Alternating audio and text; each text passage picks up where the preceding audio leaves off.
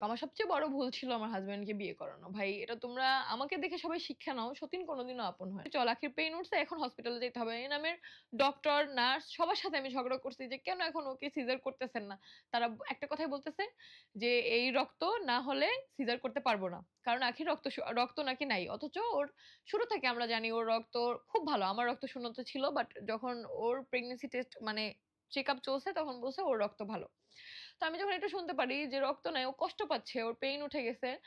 আমি হসপিটালে ওইখানে যাওয়ার পরে এত মানুষের কাছে রক্ত চাই, তখন রাত ২টার বেশি বাজে, কাউকে পাই না ফোনে। কত ব্লাড গ্রুপে হচ্ছে পোস্ট দিছি, আমাদের ফেসবুকে পোস্ট দিছি, পেজে পোস্ট দিছি। হসপিটালে কান্না করতে করতে একসময় চিল্লায় চিল্লায় আমি বসে পড়ছি। আলিশাকে যে কোলে নেয় ভালোবেসে কোলে নেয়। এটা যদি আমি বুঝতাম রিয়া এটা নিয়েও খোঁটা দিবে, আমি রিয়াকে বলতাম তুই আলিশাকে ধরবি না। আমি তো দেখতাম যে ও খালা হিসেবে ভালোবাসতেছে। কখনো তো বুঝি নাই যে এইগুলো নিয়েও খোঁটা দিবে। হ্যালো এভরিওয়ান, আসসালামু আলাইকুম। Welcome back to my new video. আজকে আমি তোমাদের সাথে কিছু কথা শেয়ার করব, যেটা বিষয় নিয়ে আমি কথা বলতে চাইনি। বাট আমি দেখলাম অনেক মিথ্যা ছড়াছড়ি হচ্ছে। আমার আমার ভালোবাসার মানুষের অভাব নাই। তারা সবাই আমাকে বলতেছে, আপু তুমি কেন ক্লিয়ার করতেছো না? তুমি তো এত কিছু করছো এই ২ বছরে সবার জন্য। তো তুমি কেন সত্যটা সামনে আনতেছো না? আজকে আমি একদম শুরু থেকে সবকিছু বলবো। আখি আসার আমাদের জীবনে সেই শুরু থেকে শেষ পর্যন্ত কি, কি ঘটছে সবকিছু। অনেক একতরফা কথা শুনলে তো হয় না। আমি তো এখনো কিছু বলিই নাই। আচ্ছা যাই হোক, জাস্ট কিছু, কিছু ঘটনা আমি লাইভে বলছিলাম। পুরোটা কিন্তু আমি বলি নাই। সো আজকে সবকিছু তোমরা জানতে পারবা। তো আমি তোমাদেরকে শুরুতে বলি যে যখন হচ্ছে আমি আমার হাসব্যান্ডকে বিয়ে করাইতে চাই, তখন আখির সাথে আমার কথা হয়। আখি এভাবে ওকে প্রেজেন্ট করে যে ওর ওর প্রিভিয়াস লাইফের ভিডিওতেই আছে যে ওর জীবনে কত কষ্ট, ওর ফ্যামিলি ওকে খোঁটা দিচ্ছে, ওর বোন ওকে খোঁটা দিচ্ছে, ও ডিভোর্সি, ও গার্মেন্টসে চাকরি করতেছে, অনেক অসহায়। ও আমাদের সাথে এসে ভালো থাকতে চায়। ওকে ফাইন, দেখা করলাম। দেখা করার পরে ওই দিনের কথা বললাম যে ঠিক আছে তাহলে ওই দিনই বিয়ে। যেহেতু আহাদ বলছে আমার কোনো সমস্যা নেই, ডিভোর্স তো হয়ে গেছে তোমার। আর হচ্ছে আমি তো আগে থেকেই হচ্ছে কথা সবকিছু বলে রাখছি।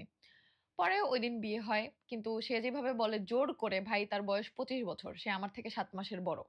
সো ২৫ বছরের একটা মেয়েকে কখনো জোর করে বিয়ে করা যায় না, আমি যেটা মনে করি। তো ওটা সম্পূর্ণ সে মিথ্যা কথা বলছে। বিয়ে হয়, বিয়ে যখন হয় সেই কাহিনীও আমি বলি। যে আমি বলি, "কাবিন তোর কত লাগবে?" ঠিক আছে? "কাবিন কত লাগবে আমাকে বল।" না তখন তুমি, তুমি করে বলতাম। সরি যে "কাবিন তুমি কত চাও?" বলছে, "আমার কোনো কাবিন লাগবে না। ৳১ কাবিন না দিলেও আমার কোনো সমস্যা নেই।" তো এরপরে হচ্ছে কাজী বলে যে না কাবিন ছাড়া বিয়ে হয় না। পরে তারাই তাদের তরফ থেকে ৳১,০০,০০০ কাবিন, ৳৫০,০০০ উসুল, এটা তাদের তরফ থেকেই তারা লিখে দিছে যে উসুল লিখতে হয়। আমার এগুলো নিয়ে কোনো সমস্যা ছিল না। ৳১০,০০,০০০ কাবিন লিখলেও সমস্যা ছিল না। কারণ আমি বলছি যে তুমি কত কাবিন চাও এটা তুমি বলো, সম্পূর্ণ তোমার ব্যাপার এটা। আর ওই বিয়েতে কিন্তু আমার সিগনেচারও আছে। বড় বউ হিসাবে, সাক্ষী হিসাবে। সেখানে আ এটা বলছে যে বিয়ে নাকি আমি করাইনি। যাই হোক। তো এই পয়েন্ট ক্লিয়ার। বিয়ে কিভাবে হলো? তারপরে বাসায় গেলাম। তারপরে পার্সোনাল টপিক এর কথা আমি না বলি। কাউকে ছোট করে আমি কথা বলব না। যা, যা ঘটছে আমাদের লাইফে আমি সেগুলোই কথা বলব। আ ২-৩ দিন পরে আখি হচ্ছে আ আহাদের সাথে খুব রুড বিহেভ করে। কেন? স্মোক করার জন্য আহাদের। অনেক বেশি চিল্লাচ্ছে। আমি ঘুম থেকে উঠে শুনতেছি যে এত পরিমাণ চিল্লাচিল্লি চলতেছে। আহাদের সাথে এরকম চিল্লাইতেছে। আমার লাইফে কোনদিন আমি আহাদের সাথে এভাবে চিল্লাই নাই। আর ও ২ দিন হইছে বিয়ে হইছে, ও আমার হাসব্যান্ডের সাথে এভাবে চিল্লাচ্ছে। তাও কি নিয়ে? স্মোক করা নিয়ে। আজব একটা মানুষ। দেখো, অনেকের পরিবারে আছে যে কারো বাবা স্মোক করে। এটা একটা অভ্যাস। এটা ভালোবেসে তারপরে ছাড়াইতে হয়। কাউকে সম্ভব না জোর করে তুমি তার কোনো বদ অভ্যাস তুমি নষ্ট করবা বা বন্ধ করবা। ও যেই পরিমাণ স্মোক করতো আমার সাথে বিয়ের সময়, যেটা আস্তে, আস্তে, আস্তে, আস্তে আমি কমায় আনছি। এখন কিন্তু ও টোটালি স্মোক করে না। এখন দেখো যে ভিডিওর মধ্যে ও ভেপিং করে। যাই হোক, তো স্মোক করা কখনোই ভালো না। এটা আমি কখনোই সাপোর্ট এর নাই। যার জন্য আমি কিন্তু আমার হাসব্যান্ড এরটাও বন্ধ করছি। তো অনেক চিল্লায়। মানে তুই-তুকারি পুরা। মানে আ গালিগালাজ। সেই গালিগুলা এখন আমি ভিডিওতে ইউজ করতে পারব না। পরে আমি বলতেছি, "কি হইছে?" পরে বলে যে, "এই সিগারেটের গন্ধ আমার ভালো লাগে না, হ্যান-ত্যান, এটা সেটা।" আচ্ছা ঠিক আছে। আমি বলছি, "ঠিক আছে। যেহেতু ওর ভালো লাগে না, তুমি বারান্দায় খাইও, আস্তে, আস্তে কমায় ফেলো। আর এটা তো মানে খারাপ। জিনিসটা তো আর ভালো না।" পরে আমি আখিকে বললাম যে, "দেখ যেকোনো কিছু বলতে হলে ছেলে মানুষকে ঠান্ডা মাথায় বলতে হয়। এভাবে উচ্চস্বরে কথা বলে ছেলেদের জেদ বাড়ে। ও বাসায় খাবে না, বাইরে যেয়ে ১০০ একটা খাবে। তুই তখন ফিরাইতে পারবি?" বলে, "আমার ফিরানোর কিছু নাই। আমার সামনে না খাইলেই হইছে। ও খাক মরুক।" তখন না আমার এই জিনিসটা খুবই লাগছে যে একটা হাসব্যান্ডের প্রতি যদি মায়া, ভালোবাসা না হয়, আ তখনই মানুষ এই কথা বলতে পারে। তারপর আবার বলি যে ২-৩ দিনের মধ্যে আর কিসের মায়া হবে? ওদের তো আর প্রেমের বিয়ে না। পরে ওকেও বুঝাই, ওকেও বুঝাই। ঠিক আছে? এর প্রায় হচ্ছে আ ৩ আরো ৩-৪ দিন পরে হঠাৎ করে আখি বাসায় নাই। সে বাসা থেকে গায়েব। কি নিয়ে? ছাদে যাই আমরা, ছাদে যেয়ে ছবি তুলি। তখন আমরা প্রায়ই ছাদে ভিডিও বানাইতাম। তোমরা সবাই সেই ভিডিওগুলো দেখছো যে একটা বাসায় আমরা ছাদে প্রচুর কনটেন্ট বানাইতাম। মানুষ রাস্তায় দেখা হলে বলতো, "এই আপু তোমরা এরা না ছাদে ভ্লগ বানাইতা?" তো ছাদে ছবি তুলি। আইসা নিয়া বলতেছে যে ও নিজেই কিন্তু আখি সবসময় ছবি তুলতে চায় না। আ আমার সাথে মনে হয় ৫ টা ছবি আর ওর সাথে মনে হয় ৪ টা। এটা নিয়ে ঝগড়া করতেছে আহাদের সাথে। হ্যাঁ, ওর সাথেই তুমি বেশি ছবি তুলছো। আমি বলছি যে জেনে শুনে আমাকে দেখে আইসা তারপরে এগুলা করতেছে। মানে আমি না বুঝতেছি না তখন ওকে যে আমি কি এত বড় ভুল করলাম? এরকম একটা মেয়েকে আমি আমার সংসারে আনলাম যে আইসা নিয়ে এখন আমাকেই সহ্য করতে পারতেছে না। পরে বাসা থেকে নাই। বাসা থেকে নাই। আমি বের হয়ে গেছি আমি আর রাহাত খুঁজতে বাসা ওইভাবে খুলে। তখন আমি 11 Pro Max চালাই। ফোন বাসায় রেখে, হ্যাঁ, iPhone বাসায় রেখে, আহাদের ফোন বাসায় রেখে বের হয়ে গেছি। খুঁজতে কোথাও নাই। স্ট্যান্ড পর্যন্ত গেছি। এখন একটা মানুষকে আমরা ফোনও নিয়ে যাই নাই। ভাবছি নিচে হয়তোবা আছে পাবো। কিভাবে পাবো? বাসায় আশা ধরছি যে বাসায় যেয়ে কল দিলে হয়তোবা ওকে পাবো। কি করছে? আমাদের ওই বিল্ডিং এর ৫ তলায় একটা খালি ফ্ল্যাট ছিল। ওইটা হচ্ছে তোমার সোসাইটির বাসায়। ওই ৫ তলা মনে হয় এখনো খালি। উনি উনার ফ্ল্যাট খালিই রাখছে। মানে কাজ কমপ্লিট করে নাই। ওইখানেও বারান্দায় দাঁড়ানো আমি ওকে দেখছি। দেখে আমার এত রাগ লাগছে যে একটা মানুষ কিভাবে এরকম করতে পারে? এই দুপুরবেলা, ভর দুপুরবেলা তখন লিফট নষ্ট। আমরা ৯ তলায় থাকি। সেখান থেকে হেঁটে, হেঁটে তারপর আমরা নামছি, আবার আসছি। আসার পরে সে আ ওই ফ্ল্যাটে দেখে আসছি। দেখে আহাত গেছে। যাওয়ার পরে বলে, "আমি তোমাদের সাথে একটা প্র্যাঙ্ক করছি।" করার পরে উপরে আসছি। আমি বলছি, "এভাবে আর কখনো করিস না। মানুষের তো টেনশন হয়। তারপরে তোর একটা বিপদ হইতে পারে বা কিছু তোর ফ্যামিলি এখন কিছুই জানে না। তারা রাজি না। তোকে মাইনা নেয় নাই বা আমাদের কাছে আসছে সব দায়িত্ব আমাদের। তো আমাদের তো একটা টেনশন হয়।" এরপর বলে, "না আর কখনো করব না।" ওটাও দুষ্টুমি করছে। তো এরপরে আমরা ঘুরতে যাই। বেশ কয়েকদিন আমাদের খুব সুন্দর সম্পর্ক। একদম যেভাবে আমাদের সংসার প্রতিনিয়ত চলতেছে। এরপর একদিন হঠাৎ করে তোমাদের ভাইয়া হচ্ছে ছাদে যায়। ও হচ্ছে প্রায় কি ছাদে যাইতো। বলত কি সামি আর ইরফান হচ্ছে ওর বেস্ট ফ্রেন্ড। ওদের সাথে অনেক কিছু শেয়ার করে। ছাদে গেছে আমি হচ্ছে তখন ভিডিও এডিটিং করতেছি। তখন তো আর কেউ নাই। আমি তখন হচ্ছে ইরফান আসছে, ওরে আমি এডিটিং শিখাচ্ছি আর আমি এডিটিং করতেছি। তারপরে বলতেছে যে মানে যায়া তোমাদের ভাইয়া দেখতেছে কি যে ও স্মোক করতেছে। সামি আর ইরফানের সাথে। তো দেখার সাথে, সাথে তো তোমাদের ভাইয়া ওখান থেকে মানে রাগে জিদে ওদের ৩ জনের উপরে নিচে চলে আসছে। সাথে, সাথে আখি আসছে। আইসা হাদের পা ধরছে আমার সামনেই। ধরে বলতেছে যে, "আমি আর কখনো এমন করব না। দেখো এটা আমার আগে একটা অভ্যাস ছিল। আমার একটা বদ অভ্যাস হয়ে গেছিল। আমি অনেক ডিপ্রেশনে ছিলাম। এজন্য সামি আর ইরফানের কোনো দোষ নাই। আমি ওদের থেকে জোর করে নিছি। আর আমি মাঝে, মাঝেই ওদের সাথে খাইছি। বাট আর কখনো খাবো না।" হ্যাঁ, মাফ চাইছে। পরে আমি বলতেছি, "কি হইছে?" আমি তো তখন বুঝতেছি না যে ছাদে কি হইছে। পরে আমি বললাম যে হচ্ছে, "কি হইছে আমাকে বলো।" পরে আখি আমাকে বলছে যে এরকম, এরকম। আমি বলছি, "তুই না ওইদিন নাহাদরে এত বকা দিলি যে তোর এই গন্ধ ভাল লাগে না। তো নিজে খাইলে সেই গন্ধ আবার ভাল লাগে না কেন?" বলে কি, "আমি রাগারাগি করছি এইজন্যই। ও খাইলে আমার খাইতে ইচ্ছা করে। যাতে না খায় সেজন্য। কারণ ওর সামনে তো আমি খাইতে পারব না।" বাস এই টপিক ওইখানে। পরে আমি অনেক রাগারাগি করছি যে, "আখি এটা একটা মেয়ের জন্য এটা খুবই খারাপ। একটা মেয়ে হিসাবে স্মোক করাটা এটা আমরা যেই ফ্যামিলি থেকে বিলং করি আমরা মনে করি এটা অনেক খারাপ। ঠিক আছে? তো আর কখনো এটা করিস না। আর যেহেতু আজকে হাতের কাছে তুই ধরা খাইছস।" আর সামি আর ইরফানের আমি ওদেরকেও ডাকি। ওদেরকেও আমি অনেক বকাঝকা করি। ইরফান বলে, "মামি আসলে আমাদের কোনো দোষ নাই। আমরা দিতে চাইনি। সে অনেক জোরাজুরি করছে, কান্নাকাটি করছে। তারপরে হচ্ছে মাঝে, মাঝে চুরি করেও নিছে আমাদের কাছ থেকে।" Okay fine. পরে এই টপিক ওইখানেই শেষ। আর কখনো ওকে দেখি নাই খাইতে। এখন খাইছে না, না খাইছে আদৌ সেটা ওই বলতে পারবে। বাট এরপর থেকে আর আমাদের সামনে পড়ে নাই। হয়তোবা আর কখনো খায় নাই। ওই মানুষ ভুল করতেই পারে। পরে ওই টপিক শেষে আমি জাস্ট অবাক হইছি যে মানুষটা নিজে এটা খায় সে কেমনে তার হাসব্যান্ডের সাথে এত রুডলি এত খারাপ বিহেভিয়ার করে। এজন্য আমি অবাক হইছিলাম যে কাকে আমি নিয়ে আসলাম। প্রতিনিয়তই না ওর আচরণে এটা আমি হচ্ছে বুঝতেছিলাম যে আমি কাকে নিয়ে আসছি। এরপরে তখন আমাদের সংসার তো তখনের ভ্লগ গুলায় সবই তো আছে দেখলেই বুঝতে পারবা। তখন আমাদের অনেক প্রবলেম চলতেছিল। ভ্লগিং থেকে জাস্ট YouTube থেকে আমরা যে টাকাটা পাচ্ছিলাম সেটা থেকে আমরা চলতেছিলাম। তোমাদের ভাইয়ার ফটোগ্রাফি তখন বন্ধ। তখন আমরা অনেক প্রবলেমে ছিলাম। এর মধ্যে হঠাৎ করে তোমাদের ভাইয়ার আগের যে ঋণ, সেই ঋণের মধ্যে একটা হচ্ছে কল আসে এমার্জেন্সি কিছু টাকার জন্য। যেটা মনে করো খুবই সামান্য পরিমাণ টাকা একটা অ্যান্ড্রয়েড ফোন সেল করলে হয়ে যাইত। তখন তোমাদের ভাইয়ার হচ্ছে ফোন নাই। ওর ফোন আগেই সেল করছে এই ঘটনার আগে। এটা বেশ কয়েক মাস পরে হয়তোবা আমার একদম টাইম মনে নাই। বাট আমার ফোন সেল করে এটা ভ্লগ দেখলে তুমি বুঝতে পারো ভ্লগে আছে যে iPhone থেকে আমরা Android এ শিফট হইছি ভ্লগে তখনের ওই দিনের কাহিনী। তো এরপরে তোমাদের ভাই বলে কি আখিকে যে, "দেখো তিশার ফোন দিয়ে তো হচ্ছে ভ্লগ করতেছি আমরা। এটাই তো আমাদের এখন ইনকামের একমাত্র রাস্তা। তো তোমার ফোনটা সেল করি। তাহলে তো এখন আমি ১,০০০-১০০০ টাকা যদি পাই বা ৳৭,০০০ যদি সেল করতে পারি, ওই টাকাটা দিয়ে দেই আমাদের ঝামেলা শেষ।" আঁখি উঠে বলছে, "আমার এটা গার্মেন্টস করে আমি তারপর হচ্ছে এই ফোনটা আমি কিনছি। আমি এটা দিব না। কোন কিছু বিনিময়ে এটা আমি সেল করব না। iPhone সেল করলে করো, তোমাদের সমস্যা তোমরা বুঝো।" পরে আমি আহাতকে জাস্ট একটা ইশারাই দিছি যে, "চুপ করো। তোমার আমি একবারও বলছি ওর ফোন সেল করার কথা। আমি তো বলছি আমার ফোন সেল করব। আমার ফোন কিন্তু ওটা আমার পরিবারের দেওয়া ছিল, তোমাদের ভাইয়ার না। ওটা আমি অনেক আগে থেকেই চালাই।" শেষ কথা, আমার ফোন সেল করে দিছি।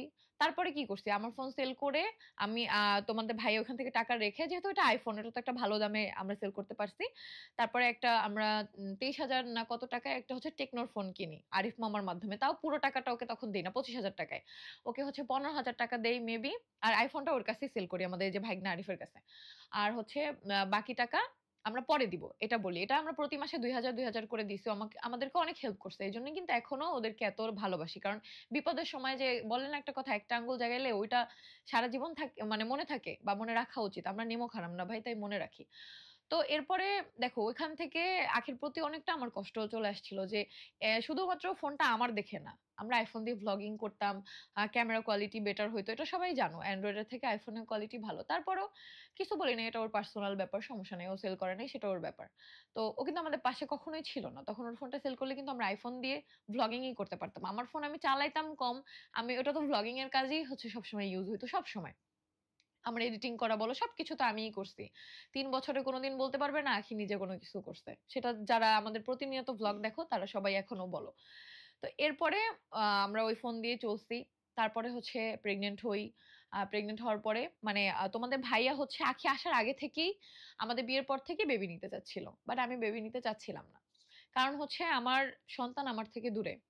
যার জন্য আমি ২য় বার মা হওয়ার সাহস কখনো করি নাই। আমার ইচ্ছাই ছিল না আমি কখনো বেবি নিব। কিন্তু তোমাদের ভাইয়া প্রতিনিয়ত এটা নিয়ে ঝগড়া করত। এটা আখিও দেখছে। ওর সামনেও বহুত ঝগড়া হইছে আমাদের এই বাচ্চা দেওয়া নিয়ে, বাচ্চা নেওয়া নিয়ে। আমি একবার বাসা থেকে রাগ করে চলেও গেছিলাম। যে এই বেবি নেওয়ার জন্য আমাকে এত ফোর্স করতো তোমাদের ভাইয়া। আর তখন আমি এই কথাটা শুনতেই পারতাম না যে, "না আমি বেবি নিব না।" কারণ এটা আমার একটা ভয়ও কাজ করতো। আবার হচ্ছে ওই যে কষ্টটা আমি করছি আমার ফার্স্ট বেবিকে নিয়ে, ওটা আমার প্রিভিয়াস লাইফ এর যে ভিডিওটা আমি বলছি ওখানে বলছি। ওকে নিয়ে আমি সব ভিডিওতে কথা বলতে পারি না। আমি ইমোশনাল হয়ে যাই। ঠিক আছে? যাই হোক, তো এরপরে অ্যা তোমাদের ভাইয়া অনেক কষ্টে আমাকে রাজি করলো। আমি বললাম, "ঠিক আছে, YouTube থেকে যদি তুমি ঠিকমতো আর্নিং দেখাইতে পারো যে হ্যাঁ, আমাদের আর্নিং হচ্ছে, তাহলে হচ্ছে আমি বেবি নিবো। যে আমার বেবির কোনো কষ্ট হবে না।" কারণ এখন আমরা টানাপোড়েন করে চলতেছি। এই আমার ফোন সেল করে দিলাম, এই কষ্ট করতেছি, আজকে বাজার থাকবে না, তাহলে কালকে এটা সেটা। আমরা ৩ জন মিলে সেটা করতেছি। আমার আম্মুর কাছ থেকে আনতেছি। তখনও কিন্তু কেউ না থাকলেও আমার পরিবার পাশে ছিল। আমার আম্মু টাকা পয়সা দিত। আমার আম্মু আম্মুর বাসায় দাওয়াত দিয়ে খাওয়াইতো। তখন আম্মু আঁখিকেও মেনে নিছে। শুরুর দিকে রাগ হয়ে থাকলেও যে, "তোরা যদি মিলে থাকো, তাহলে আমাদের কোনো সমস্যা নাই।" আর আমার ভাই তো তখন আমাদের ভিডিও করে দিছে একদম ফ্রিতে। ওকে কোনো বেতনও আমরা দেই নাই, কিছুও না। আমার পাশে সবসময় ছিল। তখন কিন্তু আমাদের কোনো টাকা পয়সা ছিল না। মাসে মনে হয় কি বলবো ২০-৩০ হাজার টাকা মনে হয় আমরা YouTube থেকে তখন ইনকাম করতাম। বাসা ভাড়াই চলে যেত ১১,০০০। ওই বাসার বাড়িওয়ালাও যে এত ভালো ছিল, আমরা দেখা যেত যে ১ তারিখের ভাড়া আমরা ২৫ তারিখ দিতাম। সেই পর্যন্তই আঙ্কেল হচ্ছে অপেক্ষা করত। খুবই ভালো ছিল সে। তো এটা সারা জীবন মনে থাকবে। ওই বাসায় আমাদের অনেক হেল্প করছে। তো আবার ওই বাসায় ছাদে আমরা যে পরিমাণ ভিডিও বানাইতাম কেউ কিছু বলত না। প্রত্যেকটা মানুষ আমাদের কিন্তু দেখতো। তারা এক সাইডে থাকতো, আমরা এক সাইডে। আমাদের সব গাছ দিয়ে ভরা ছিল। আমাদের কখনো কিছু বলত না। আমি জানি না এখনকার কোন বাড়িওয়ালা এটা এলাও করবে কিনা। বাট ওই বাসায় আমাদের এরকম কোন বাধা ছিল না। সবাই অনেক ভালো ছিল। আর আমাদের খুব সাপোর্ট করছে। তো আমার পরিবার কিন্তু তখন থেকেই সাপোর্টে। তখন কিন্তু আমার পরিবার উল্টা আমাদেরকে দিছে। এই বাজার নাই, আম্মুর বাসা থেকে চাল আনছি, আম্মুর বাসা থেকে আলু আনছি, পিয়াজ আনছি। এগুলো তো আর ভ্লগ করে বলার মতো না, তাই না? যে আমার হাসব্যান্ডই ছোট হবে। তাই এগুলো আমি কখনো বলতে চাই নাই। বাট আমি দেখতেছি কি, আমি চুপ আছি দেখে কিছু মানুষ এটা নিয়া মানে বানায় এমন পর্যায়ে নিয়ে গেছে যে সেই আমাদের জন্য করে গেছে, আমরা কিছু করি নাই। যাই হোক, এটা আল্লাহ দেখবে। আর আমি আজকে সব সত্য কথা বলতেছি। আমার যদি কোন কথা মিথ্যা থাকে সে যাতে সেটা ক্লিয়ার করে দেয় যে হ্যাঁ, তিশা এই কথাটা মিথ্যা বলছে। যাতে আমার সামনে এসে আমার চোখে আঙ্গুল দিয়ে বলতে পারে যে আমি এটা মিথ্যা বলছি। আজকে আমি যা বলতেছি। এই পর্যন্ত আমি কোনদিন কোন মিথ্যা কথা বলিও নাই। তো এরপরে হচ্ছে আমার পরিবার কিন্তু তখনও পাশে। তো প্রেগন্যান্ট হইলাম। আমার আম্মু তখন হচ্ছে যা পারতো আমাদের যতটুকু পারতো হেল্প করতো। ডক্টর দেখাইতে গেলে আম্মুর কাছ থেকে টাকা নিয়ে যাইতাম। আমার পরিবারকে কিন্তু তখন কিচ্ছু দেই না। কারণ আমরা নিজেরাই চলতে পারি না। কিন্তু আমার পরিবার কিন্তু তখনও পাশে ছিল। তখন কিন্তু তোমাদের ভাইয়ার পরিবার ছিল না। আর তোমাদের আখি আপুর পরিবারের তো পাত্তাই ছিল না। আর তোমাদের ভাইয়ার পরিবারও ছিল না। তখন শুধুমাত্র আমার পরিবার আমার পাশে ছিল। শুধুমাত্র আমার পরিবার আমাদের সবার পাশে ছিল। আমাকে কিছু দিলে আম্মু তখনও আখিকেও দিছে। আমি প্রেগন্যান্ট হইছি। এরপর আমাদের কোনো প্ল্যান ছিল না যে আখিও তখন প্রেগন্যান্ট হবে। আমার আম্মুও বলছে যে, "দেখ তোরা ২ জন যেহেতু বাসায়" তখন তো আর আমাদের এত কাজের লোক ছিল না। ২ জন যেহেতু বাসায়, তোরা হচ্ছে আ আগে তিশার বাবু হওয়ার অন্তত ২-৩ বছর গ্যাপ নেয়ার পরে যাতে আখি বাবু নেয়। কারণ হচ্ছে ২ টা একসাথে তোরা পালতে পারবি না। বাস্তবটা অনেক কঠিন। ২০০-৩ টা একসাথে থাকতেছো কিন্তু ২ টা বাচ্চা একসাথে বড় করা এত সহজ না। খরচেরও ব্যাপার আছে। কিন্তু কেন জানি না সাডেন হচ্ছে আখি প্ল্যান করে ও বেবি নিবে। তো ও যখন এই কথাটা বলে তখন আমিও বলি, "আচ্ছা ঠিক আছে নে। বেবি নে, কোনো সমস্যা নাই।" কারণ আমি তখন মনে করি যে হতে পারে। ও যে এখন সবাইকে বলতেছে আমি ওকে বেবি নিতে বলছি, আমি কখন বলছি? ও আগে বলছে তারপর আমি বলছি। ও এটাও বলছে যে ওর ফার্স্ট বেবিটা যেহেতু অ্যাবর্শন করে ফেলছে, ও দুনিয়ায় আনতে পারে নাই, বাধ্য হইছে। কারণ ওর হাসব্যান্ড অস্বীকার করছে। এটা তো ও বলছেই। ওর প্রিভিয়াস লাইফ এর ভিডিওতে ও নিজেই বলছে। ওর হাসব্যান্ড বেবিটা অস্বীকার করছে যে এটা তার বেবি না। ঠিক আছে? তো এইজন্য ও বাচ্চাটা অ্যাবর্শন করতে বাধ্য হইছে, অ্যাবর্শন করে ফেলছে। Okay fine. পরে আমি ভাবলাম আসলে একটা মেয়ের জীবনে এটা তো অনেক কষ্ট। একটা বাচ্চা অ্যাবর্শন করে ফেলছে বাধ্য হয়ে। এখন ও মা হতে চাচ্ছে। তো ও তো আহাদের ওয়াইফ। আমি তখন বলছি, "আচ্ছা ঠিক আছে তোরাও বাচ্চা নে। যেহেতু আমিও প্রেগন্যান্ট তুইও নে। যা হবে দেখা যাবে।" একসাথে এমন হয় না যে ২ ভাইয়ের বউ একসাথে বাচ্চা নেয়। ২ জা একসাথে প্রেগন্যান্ট হয় তো বাচ্চা পালে না? সমস্যা নাই। আমি তোরে দেখব, তুই আমারে দেখবি। কারণ ২-৩ মাসের গ্যাপ তখন অলরেডি আছে। এরপরে ও বলে আচ্ছা ঠিক আছে। সেটাকেও বানাইছে কনটেন্ট এর জন্য। ভাই কনটেন্ট এর জন্য নাকি আমাকে দেখে হিংসায় সেটা ওই ভালো বলতে পারবে। যাই হোক সেই টপিকে আমি না যাই। ও আমাকে যেটা বলছে তারপর আমি ওকে বলছি যে হ্যাঁ, বাচ্চা নে। তো এরপরেও আমাকে বলতেছে কি ও প্রেগন্যান্ট হওয়ার পর অনেক কমেন্ট আসতেছিল যে, "দেখছো ছোট বউটা অনেক হিংসুটে। তো তুমি প্রেগন্যান্ট হইছো দেখে হিংসায় সে প্রেগন্যান্ট হইছে।" তখন আমাকে বলতেছে কি, "তিশা তুই এটা বলবি ভিডিওতে যে তুই আমারে বলছো বাচ্চা নিতে। তাহলে আর আমাকে কেউ খারাপ বলবে না।" আমি বলছি, "আচ্ছা ঠিক আছে।" পরে আমি ভিডিওতে এটাই বলছি, "তোমরা কি এই কমেন্ট করো না? আমি ওরে বাচ্চা নিতে বলছি।" আমি এটা ওকে যাতে কেউ বাজে কমেন্ট না করে সেজন্য বলছি। এটার উপরে আল্লাহ আছে আর আমি একজন প্রেগন্যান্ট বর্তমানেও। সো মিথ্যা বলার আমার সামনে অনেক কঠিন মুহূর্ত আমার আসতেছে। এখন মিথ্যা বলার আমার কোনো ইচ্ছা নাই। যা সত্য আমি তাই বলতেছি। এরপরে হচ্ছে ২ জন মিলে প্রেগন্যান্ট হই। প্রেগন্যান্ট হওয়ার পরে আমাদের প্রচুর জ্বর হয়। বিশ্বাস করো আমাদের কখনো ওইরকম খারাপ সম্পর্ক ও যেভাবে প্রেজেন্ট করছে যে ও এক কোণায় শুয়ে থাকতো, এটা সেটা বাসার মধ্যে না প্রায়োরিটি ওরই বেশি ছিল। ও যেদিন আমারে বলছে ওর আগের শাশুড়ি ওরে রান্নাঘরে কোনো অধিকার দেয় নাই, সেদিন আমি আমার রান্নাঘরের অধিকার ছেড়ে দিছি। ভাই কোন মেয়ের রান্নাঘরের প্রতি ভালোবাসা নাই? কোন মেয়ে রান্না করতে পছন্দ করে না? আমার সবথেকে বেশি পছন্দ রান্না-বান্না করে আমার হাসব্যান্ডকে খাওয়ানো, পরিবারের মানুষকে খাওয়ানো, রান্নাঘর পরিপাটি রাখা। যেদিন ও আমাকে এই কষ্টের কথা বলছে, সেদিন আমি বলছি, "ঠিক আছে, আজকে থেকে তোর মতো রান্নাঘরে সবকিছু চলবে। তোর যদি কোনো হেল্প লাগে আমারে বলবি, আমি করে দিব।" সেদিন আমি ওকে রান্নাঘরের দায়িত্ব ছেড়ে দিছি। সবকিছু ওর মতো করে গোছায় রাখতো। যেখানে মসলা রাখার, যেখানে যা রাখার সবকিছু ওর মতো ও রাখতো। আমি ছেড়ে দিছি যে, "থাক, মেয়েটার মনে কষ্ট, আমি স্যাক্রিফাইস করি।" কিন্তু এত স্যাক্রিফাইস করেও না সে দিন শেষে দোষটা আমারই বেশি হলো। এরপরে বিড়ালের জন্য পাগল হয়ে গেছে। ওর একটা বিড়ালের বাচ্চা লাগবে, ওর একটা বিড়ালের বাচ্চা লাগবে। আমি আমার বান্ধবীর সাথে যোগাযোগ করি। আমার বান্ধবীর আবার পার্সিয়ান বিড়াল আছে। তো ওর বলছে আমাকে যে ওর বিড়ালের বাবু হইলে হচ্ছে ও আমাকে দিবে। এরপরে আমরা ওর বাসায় যাই। আখিকে নিয়েই যাই। সেই ভ্লগও আছে। তখন আমাদের একটা কুকুরও ছিল। স্নোই আমার হাসব্যান্ডকে হচ্ছে আমরা কিনে দিছিলাম ওইটা। আমি কিনে দিছিলাম। তো এরপরে হচ্ছে আমরা বিড়ালের বাচ্চা ২ টা আয়না দেই ওরে। সেই বিড়ালের বাচ্চা ২ টাকেও লালন-পালন করতো, থাকতো। তো আমি কার জন্য এনে দিছি? ওকে ভালোবাসি বিধায় তো বিড়ালের বাচ্চা ২ টা আমি এনে দিছি। আমরা তখন নিজেদের খরচই চালাইতে পারতেছি না। এর মধ্যে একটা কুকুর আনছি, তারপরে বিড়াল আনছি। সবকিছু মিলায় নিয়া ও ফার্স্ট এ আমাদের যে জোজো ছিল সবাই বলছে, "আপু জোজোকে কেন দিয়ে দিছো?" জোজোকে কিন্তু আখির জন্যই সরাইছি। আখি তখন নতুন, নতুন এসে জোজোকে পুরাই সহ্য করতে পারতেছে না। এই কুকুরের গন্ধ, তাহলে এই কুকুরকে এইটা, তাহলে কুকুর এইটা বা ওইটা। পরে আমিও ভাবলাম যে আসলে কুকুর তো নাপাক। আমার আম্মুও বলল যে, "যেহেতু আখি পছন্দ করতেছে না তাহলে হচ্ছে কুকুরটা তোমরা সেল করে দাও।" দেন আমরা জোজোকে সেল করে দিছি ওর জন্য। কিন্তু জোজো আমার খুব ফেভারিট ছিল। পরে যে স্নোইকে আনছি, স্নোইর জন্য আমার কোনো মায়া হয় নাই। বাট জোজোর জন্য আমার খুব মায়া হয়েছিল। কারণ জোজো অন্যরকম একটা কুকুর। তোমরা সবাই দেখছো যারা শুরু থেকে আমার ভিডিও দেখো। কিন্তু আমি কিন্তু কোনো ভিডিওতে এটা বলি নাই যে আখির জন্য জোজোকে সরাইছি। আমি কিন্তু এটাই বলছি যে কুকুর থাকলে নামাজ হয় না বা এখন প্রেগন্যান্ট হব্বা হচ্ছে নাপাক একটা জিনিস এজন্য। কিন্তু এটা কিন্তু সত্য না। নামাজ তো অন্য রুমেও পড়তে পারতাম ভাই। আর হচ্ছে তখন তো আমরা নামাজ পড়তামই না কেউ। এই একবেলা পড়লে বিশেষ করে আমি যদি একবেলা পড়তাম, আখি পড়তো না। আখি প্রেগন্যান্সি তেও কখনো নামাজ পড়ে নাই যেটা সত্য কথা। তো সেটা তোমাদের ভাইয়াও পড়ে নাই। আমি পড়তাম মাঝে, মাঝে তাও এমন না যে একদম আমি মুসল্লি ৫ ওয়াক্তই পড়তাম। তখন পড়তাম না। তখন আমরা সারাদিন প্রচুর ব্যস্ত ছিলাম। আর একটা কথা কি মানুষের বুঝতেও তো অনেক সময় লাগে। একটা কথা আছে না বিপদ না হলে মানুষ বুঝে না। তো তখন এরকম টেনডেন্সি মাথায় ছিল না যে হ্যাঁ, সবসময় নামাজ পড়তে হবে, আল্লাহর পথে থাকতে হবে। তো এইজন্য কুকুর ওইজন্য আমি সরাইনি। কুকুর আমি আখির জন্য সরাইছি। ওর জন্য আমি ত্যাগ করে দিছি। আমি জোজোকে এখনো অনেক মিস করি। কিন্তু আমি এটা ভিডিওতে বলিনি। সবাই জিজ্ঞেস করছে যে, "জোজোকে মিস করতেছি। জোজো কোথায়?" আমাদের ফার্স্ট ভিউয়ার্স রা। তো আমি কিন্তু এই কথা বলছি যে, নাপাক দেখে ওকে সরাই দিছি। আমি কিন্তু আখিকে কোথাও খারাপ বানাইনি। এই যে ওর জন্য সরাইছি। তারপরে বিড়াল ২ টা ওকে আমি এনে দিছি। সেই আবার একটা কুকুর আনছি তোমাদের ভাইয়ার জন্য। তখন আখিও রাজি হইছে যে এই কুকুরটা অনেক বেশি সুন্দর। তখন আমার এত কষ্ট লাগছে তাহলে জোজোকে কেন সরাইলি? কারণ আসলে জোজো আমার প্রতি অনেক বেশি দুর্বল ছিল। আর আমি ডাক দিলেও আসতো, আখির কথাও শুনতো না। আখিকেও দেখতে পারত না জোজো। সবসময় আমার পাশে বসে থাকতো। আমি জানি না হয়তোবা এইজন্য সরাইছে। নাহলে স্নোইকে কেন আনবে? ওর যদি কুকুরের সমস্যাই থাকে তাহলে আবার একটা কুকুর কেন আনবে? তখন আমি অনেক বেশি কষ্ট পাইছি। স্নোইকে আমি কখনোই জোজোর মতো করে আদর করতে পারি নাই। ওরে দেখলেই আমার কষ্ট হইতো যে ইস! আমার জোজোটা তো এখানে থাকতে পারত। একটা কুকুর তো বাসায় আছে। তাহলে জোজোই তো থাকতে পারত। আমার জোজোটা এত লক্ষ্মী একটা কুকুর ছিল। তো এইজন্য আমার কষ্ট হইতো। পরে তো আমরা হচ্ছে সুনইকেও সরাই দিছি। কারণ অনেক ঝামেলা ছিল তখন আমাদের এই কুকুর-টুকুর পালা। তখন আমরা ২ জনই প্রেগন্যান্ট হয়ে যাই।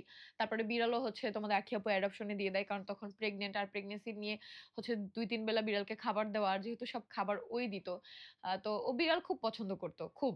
ও কি করত যে মুরগি আনলে ধরো তখন তো আমাদের অনেক টানাটানি সংসার। বাজার করতাম অনেক কষ্ট করে। তো সেই বাজার করার পরে ধরো যে আমরা আম্মুর কাছ থেকে টাকা আনছি, আ ধার আনছি, আইনা একটা মুরগি আনছি। সেই মুরগির বুকের মাংসগুলাই একদম বুকে যে মাংস থাকে মেইন ওগুলাই কেটে, কেটে ফ্রিজে রেখে দিত। ধরো আছে ফ্রিজে বিড়ালের জন্য তাও কেটে রাখতো। আমি এটা নিয়ে একদিন ওকে রাগও করছি যে, "দেখ আখি এখন আমরাই খাইতে পারতেছি না। পুরা সবই কি রেখে দিতে হবে? আজকে খাওয়া, কালকে আবার আমরা আনলে ওই মুরগি দিয়ে আবার ওদেরকে দিব। স্টক করে রাখার তো দরকার নেই ওদের জন্য। আমি ওদেরকে না খাইয়ে রাখবো না। ওদের খাবারের ব্যবস্থা করব। বাট একটা মুরগির বুকের মাংসই যদি সব কেটে রেখে দেস, পরে আমরা কি খাবো? আমরাই তো এখন খাইতে পারতেছি না।" তো ও বিড়ালের প্রতি অনেক ভালোবাসা। এজন্য হচ্ছে এই জিনিসটা করতো। এটা আমি কোনো অপরাধ মনে করি না। বাট বললাম যে তখন আমাদের খুব সমস্যা ছিল। এর মধ্যেও কিন্তু বিড়াল ২ টাকে রাজকীয়ভাবে আমরা পালছি। তারপরে প্রেগন্যান্ট হওয়ার পরে ওরই কষ্ট হইতো বিড়ালকে খাবার-টাবার দেওয়া। এজন্য হচ্ছে বিড়াল অ্যাডপশন এ দিয়ে দিছে। তারপরে আমরা এর আগেও ওকে ২ টা বিড়াল আমি অ্যাডপশন এ এনে দিছিলাম। হচ্ছে কাটামন থেকেই। আ সেটা হচ্ছে টুকটুকি। ২ টাই হচ্ছে ওখান থেকে পড়ে মারা যায়। একটাও মারা যায় আগে, পরে টুকটুকিও পড়ে মারা যায়। টুকটুকি আমারও অনেক ফেভারিট ছিল। যাই হোক, তারপরে আবার হচ্ছে ওদের ২ জনকে এনে দিছিলাম আমি। ওর জন্যই। ও পছন্দ করত তাই। তো ভালোবাসি নাই কখনো। কিছুই করি নাই। শুধু স্বার্থের জন্য ওকে ব্যবহার করছি। সারাদিন এই যে ভিডিওগুলা বানাইতাম, এডিট করতাম, ওকে ডেকে, ডেকে বলতাম, "এখন একটু ভিডিওতে তুই থাক।" কেন? মানুষ প্রশ্ন করে, "আখি কোথায়?" আখিকে নাকি আমি ভিডিওতে আসতে দেই না। ভাই ওর ভিডিও করার কোনো ইচ্ছাই ছিল না। যারা আমাদের পাশে থাকে তারা জানে যে ওকে ডেকে, ডেকে, ডেকে, ডেকে তারপর ভিডিও করতে হইতো। একটু সময় আসতো, না আসলে নাই। ও যদি নাও থাকতো, আমি এখানে এখন না হলে আরো ১ বছর পরে এই পর্যায়ে আমি আসতাম। কারণ এটা আমার ভালো লাগার কাজ। এটা আমি উদ্যোগ নিয়ে করছি। আমি ভিডিও দিয়ে কিছু না কিছু করতাম। সেটা এখনো ও আসার ১ বছর আগে থেকে আমরা ভ্লগিং করি। ১ বছরেরও বেশি। ও আসার আগে ১ বছরেরও বেশি সময় ধরে আমরা ভ্লগিং করি। সেখানে চিন্তা করো এখন সবকিছু ওর ক্রেডিট। তাতে আমার কোনো সমস্যা নেই। তারপরে আমি না ঘুমাইয়া সেই এডিট করতাম। সারারাত জেগে চেঞ্জ করে, করে ভিডিও করা বলো, যা বলো সবকিছু করতাম। সবকিছু। এত এফোর্ট দিছি ভিডিওর পিছনে, এই সবকিছুর পিছনে। তারপর আমরা যখন আমি প্রেগন্যান্ট ওই যে শুরুতে, তারপর থেকেই আমাদের হচ্ছে ভিডিও ভাইরাল হওয়া শুরু করে। ঈদে ফার্স্ট একটা রোজার ঈদের একটা ভ্লগ হচ্ছে Facebook এ ভাইরাল হওয়া শুরু করে। এরপর আমরা বুঝতে পারি যে Facebook এ আর্নিং টা বেশি। তো আমরা Facebook এ রিলস দেওয়া শুরু করি কিছু, কিছু। তখন এতটা বুঝি নাই যে রিলসে তখন এত টাকা ছিল। দেওয়ার পরে এরপরে আমার জীবনে একটা বড় আফসোস ছিল যে আমার ১ম বেবির সময় কোনো বেবি শাওয়ার করা হয় নাই। ঠিক আছে? কোনো বেবি শাওয়ার করা হয় নাই। ওই সামর্থ্যই তাদের ছিল না। এজন্য করা হয় নাই। তো এরপরে তোমাদের ভাইয়ের ইচ্ছা ছিল আমার এইবারে বেবি শাওয়ারটা আলিশার সময় আমি কিভাবে করব যে ১০০ মানুষকে মানে ১০০ টা প্যাকেট খাবারের আমি হচ্ছে রাস্তায় গরিবদের দান করব। ১০০ মানুষকে খাওয়াবো। আর বাসায় একটা প্রোগ্রাম করব। এটা ইচ্ছা ছিল। সব প্ল্যানও হইছিল। ওই মাসে ঠিক ওই টাকাও পাইছি। কিন্তু সাডেন তোমাদের ভাইয়া বলে কি যে ও গাড়ি কিনবে। ওর গাড়ি দেখছে যে অ্যামাউন্টটা আমাদের আসবে ওই অ্যামাউন্টের মধ্যে ও গাড়ি কিনতে পারবে। তো গাড়ি কিনবে কারণ এখন আমাদের গাড়িটা খুব দরকার বা ওর শখ হইছে যাই বলো না কেন। তো আমি আর কিছু বলিনি। তো গাড়িটা কেনার জন্য কি হয়েছে ওই মাসে আমরা বেবি শাওয়ার করা তো দূরের কথা ঠিকমতো বাজারও করতে পারি নাই। তখন মনে হয় আমার কত ৬ মাস হবে। এরকমই ৬ মাস হবে। তখন গাড়ি তো কিনছি আমার ডেলিভারির কিছুদিন আগে। আর যখন প্ল্যান করছি গাড়ি কেনার আমরা তো ১ মাস আগেই জানি যে কি অ্যামাউন্ট ঢুকবে। তখন আমার ৬ মাস চলে। তো বেবি শাওয়ার আর করা হইল না। তখন প্ল্যান বাদ যে না ঠিক আছে বেবি শাওয়ার করতে হবে না তুমি গাড়ি কিনো। আমার সব শখ বিসর্জন দিয়ে বলছি ঠিক আছে তুমি গাড়ি কিনো। ওই মাসে ঠিকমতো বাজার আমি প্রেগন্যান্সিতে অনেক কষ্ট করছি। ঠিকমতো খাওয়া-দাওয়া করতে পারি নাই, ওষুধ ঠিকমতো খাইতে পারি নাই, ডাক্তার ঠিকমতো দেখাইতে পারি নাই। তারপরেও হচ্ছে এই বাসায় আসি আমরা। বাসা চেঞ্জ করে নিপন সিটিতে আসি। কারণ ওই বাসায় প্রচুর গরম ভাই। পুরো প্রেগন্যান্সিতে আমি গরমে এত কষ্ট করছি ফ্লোরে ঘুমাইতাম আমি। আমি গরম সহ্য করতে পারি না। তখন এসি ছিল না আমাদের। পরে এই বাসায় আসি। আসার পরে আমরা হচ্ছে এসি লাগাই। ওয়ালটনের এসিটা এটা হচ্ছে কিনি। তারপরে গাড়ি কিনে তোমাদের ভাইয়া এসি তখন হচ্ছে আমরা ডাউন পেমেন্টে কিনি। যে প্রতি মাসে, মাসে হচ্ছে আমাদের আ যেই পেমেন্টটা দেওয়ার থাকে আমরা দিয়ে দেই। এখন ওটা অনেক আগেই কমপ্লিট হয়ে গেছে। তারপরে গাড়ি কিনে তোমাদের ভাইয়া গাড়ি কেনার পরেই তো আমার ডেলিভারি হয়। গাড়ি কেনার মনে হয় কত তারিখ? গাড়ি কিনছে মনে হয় কত ৫ তারিখ না ৬ তারিখ না? এরকমই হবে। ৪ তারিখ না ৫ তারিখ গাড়ি কিনছে আমার সঠিক মনে নেই। আগস্ট মাসের আর ৮ তারিখ আমার ডেলিভারি হইছে। আমি অনেক অসুস্থ হয়ে যাই। যার জন্য হচ্ছে আমার ডেলিভারিটা আগে, আগে হয়। তারপরে তো আলিশা এনআইসিইউ তে তখন আখিও প্রেগন্যান্ট। তো এনআইসিইউ তে থাকাকালীন না মানে আখির সম্পূর্ণ ডিফারেন্ট একটা রূপ আমি দেখতে পারি। যেটা তোমাদের আগেও বলছি। ও বাসায় এত সিনক্রেট করা শুরু করে। বাসায় হচ্ছে আপা, দুলাভাই মানে ইরফানের আব্বু-আম্মু, ইরফান সবাই তাদেরকে খুব চাপ দিতে শুরু করে। তারা প্রতিনিয়ত আমাকে ফোন দিয়ে বলে, "তিশা আর পারতেছি না। ও এই দরজা আটকায়, এই সুইসাইড করতে যায়, এই হাত কাটে, আহাত কেন আসে না? আহাত কেন ওকে পার্সোনাল ভাবে সময় দেয় না?" সেগুলো আমাদের কাছে বলতেছে। আমাদের তো লজ্জা লাগতেছে এই বিষয়গুলো নিয়ে। তো এরপরে আহাত বাসায় আসে, এসে ওর সাথে দেখা করে যায়। যখন দেখা করে তখন ভালো। আবার সেই ফোন দিয়ে আহাতের সাথে ঝগড়া। ওইদিকে আমাদের বাচ্চাটা বাঁচবে না মরবে তখন আমরা জানতাম না। একটা দিন যায় আখি বলে নাই যে, "আমি পাশে আছি, বাবু ঠিক হয়ে যাবে" বা বাবুকে দেখে নাই বা হচ্ছে আমাকে যেয়ে সান্ত্বনা দেয় নাই যে, "বাবু সুস্থ হয়ে যাবে।" মনে হইছে কি ও যখন হসপিটালে যাইতো, "গরম লাগে, এখানে গরম লাগে। তাড়াতাড়ি বাসায় চলেন, তাড়াতাড়ি বাসায় চলেন।" মানে অস্থির হয়ে যাইত যে, "ভাইয়া তাড়াতাড়ি বাসায় চলেন, এক্ষুনি বাসায় চলেন।" তো আবার বাসায় চলে আসতো। ওকে গাড়ি দিয়ে হচ্ছে নামায় দিয়ে যাইত তোমাদের ভাইয়া। আবার হচ্ছে যখন বাসায় আসতো এরকম করতে, করতে একদিন ২০ দিন তো আমরা হসপিটালে ছিলাম। ২০ টা দিন তো আর কম যুদ্ধ করি নাই। আমি বলি কি, "আখি এখন একটু ভ্লগিং গুলা তুই সামলা। কারণ এই মাসে আমরা ধার করে হসপিটালের বিলটা দিলেও পরে এই ভ্লগ গুলা যদি না করি পরের মাসে তো আর টাকাটা পাবো না। তখন কিভাবে হচ্ছে হসপিটালের মানে এই ধার দেনাগুলা দিব? আমি পারব না।" আখি ডিরেক্ট বলে, "আমার পক্ষে সম্ভব না। এভাবে তোরা পারলে পার, তোদের বিষয়। আমার কোন দেখার সাবজেক্ট না।" আমি এই কথাটা আমি অনেক বেশি কষ্ট পাই যে যার জন্য আমি এত কিছু করছি, এত কষ্ট করতেছি আমি এখনো পর্যন্ত। আমি যা কিনি নিজে আমি একা, একা ভিডিও বানাই। আমি যেটা কিনি সেটা ওকে কিনে দেই।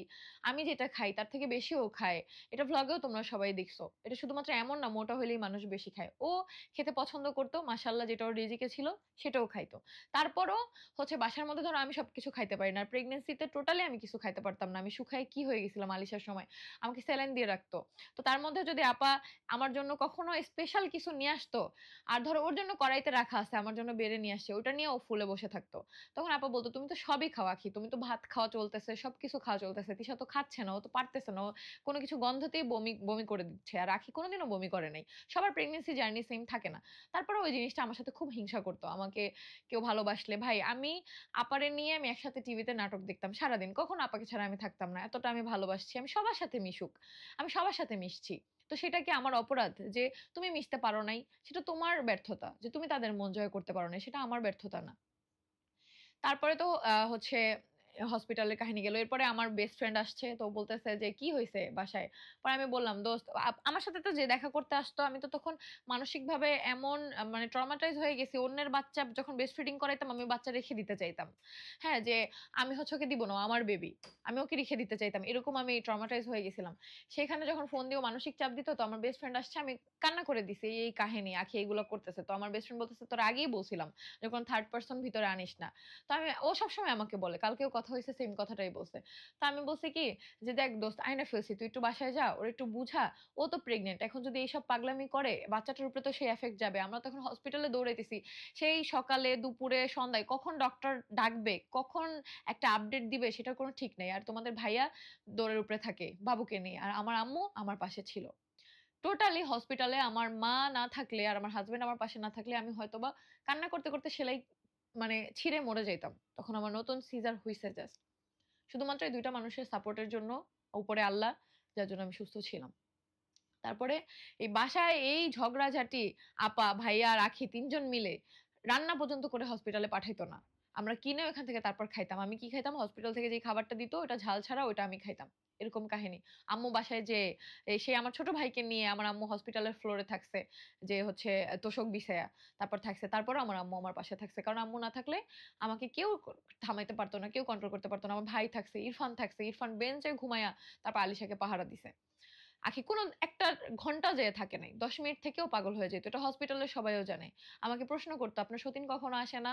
কারণ সবাই তো আমাদের ভিডিও দেখে। সেই সেলাই ব্যথা নিয়ে আমি ভিডিও বানাইছি। আখি কোনদিন আমাকে সাপোর্ট করে নাই। কই এখন তো সে ভিডিও বানাইতে পারে। তো এগুলো কি আমার কষ্ট লাগে নাই? তখন কেন পারে নাই? তখন কেন আমাকে সাপোর্ট করতে পারে নাই? আমি যার জন্য এত কিছু করছি, এই ২ বছরে এই পর্যন্ত আমি এত স্যাক্রিফাইস করছি, এত কিছু করছি। আমি ওকে বিয়ে করায় আনছি। আমি কোনদিন ওর সামনে আহাদের সাথে রুমে যাই নাই। ও আমার সামনে আহাদকে নিয়ে রুমে যায় ঠাস করে দরজা লাগাই দিত। ও কিভাবে এগুলো করছে? কিভাবে আমাকে এত কষ্ট দিছে? যেগুলো আমি কোনদিন কাউকে বলি নাই। তারপরে আচ্ছা বাচ্চা হওয়ার আগে আরেকটা কাহিনী গেছে। ওই বাসায় থাকতে এটা আমি ভুলে গেছিলাম। হঠাৎ করে আবার একদিন সকালবেলা উঠে দেখি আখি বাসায় নাই।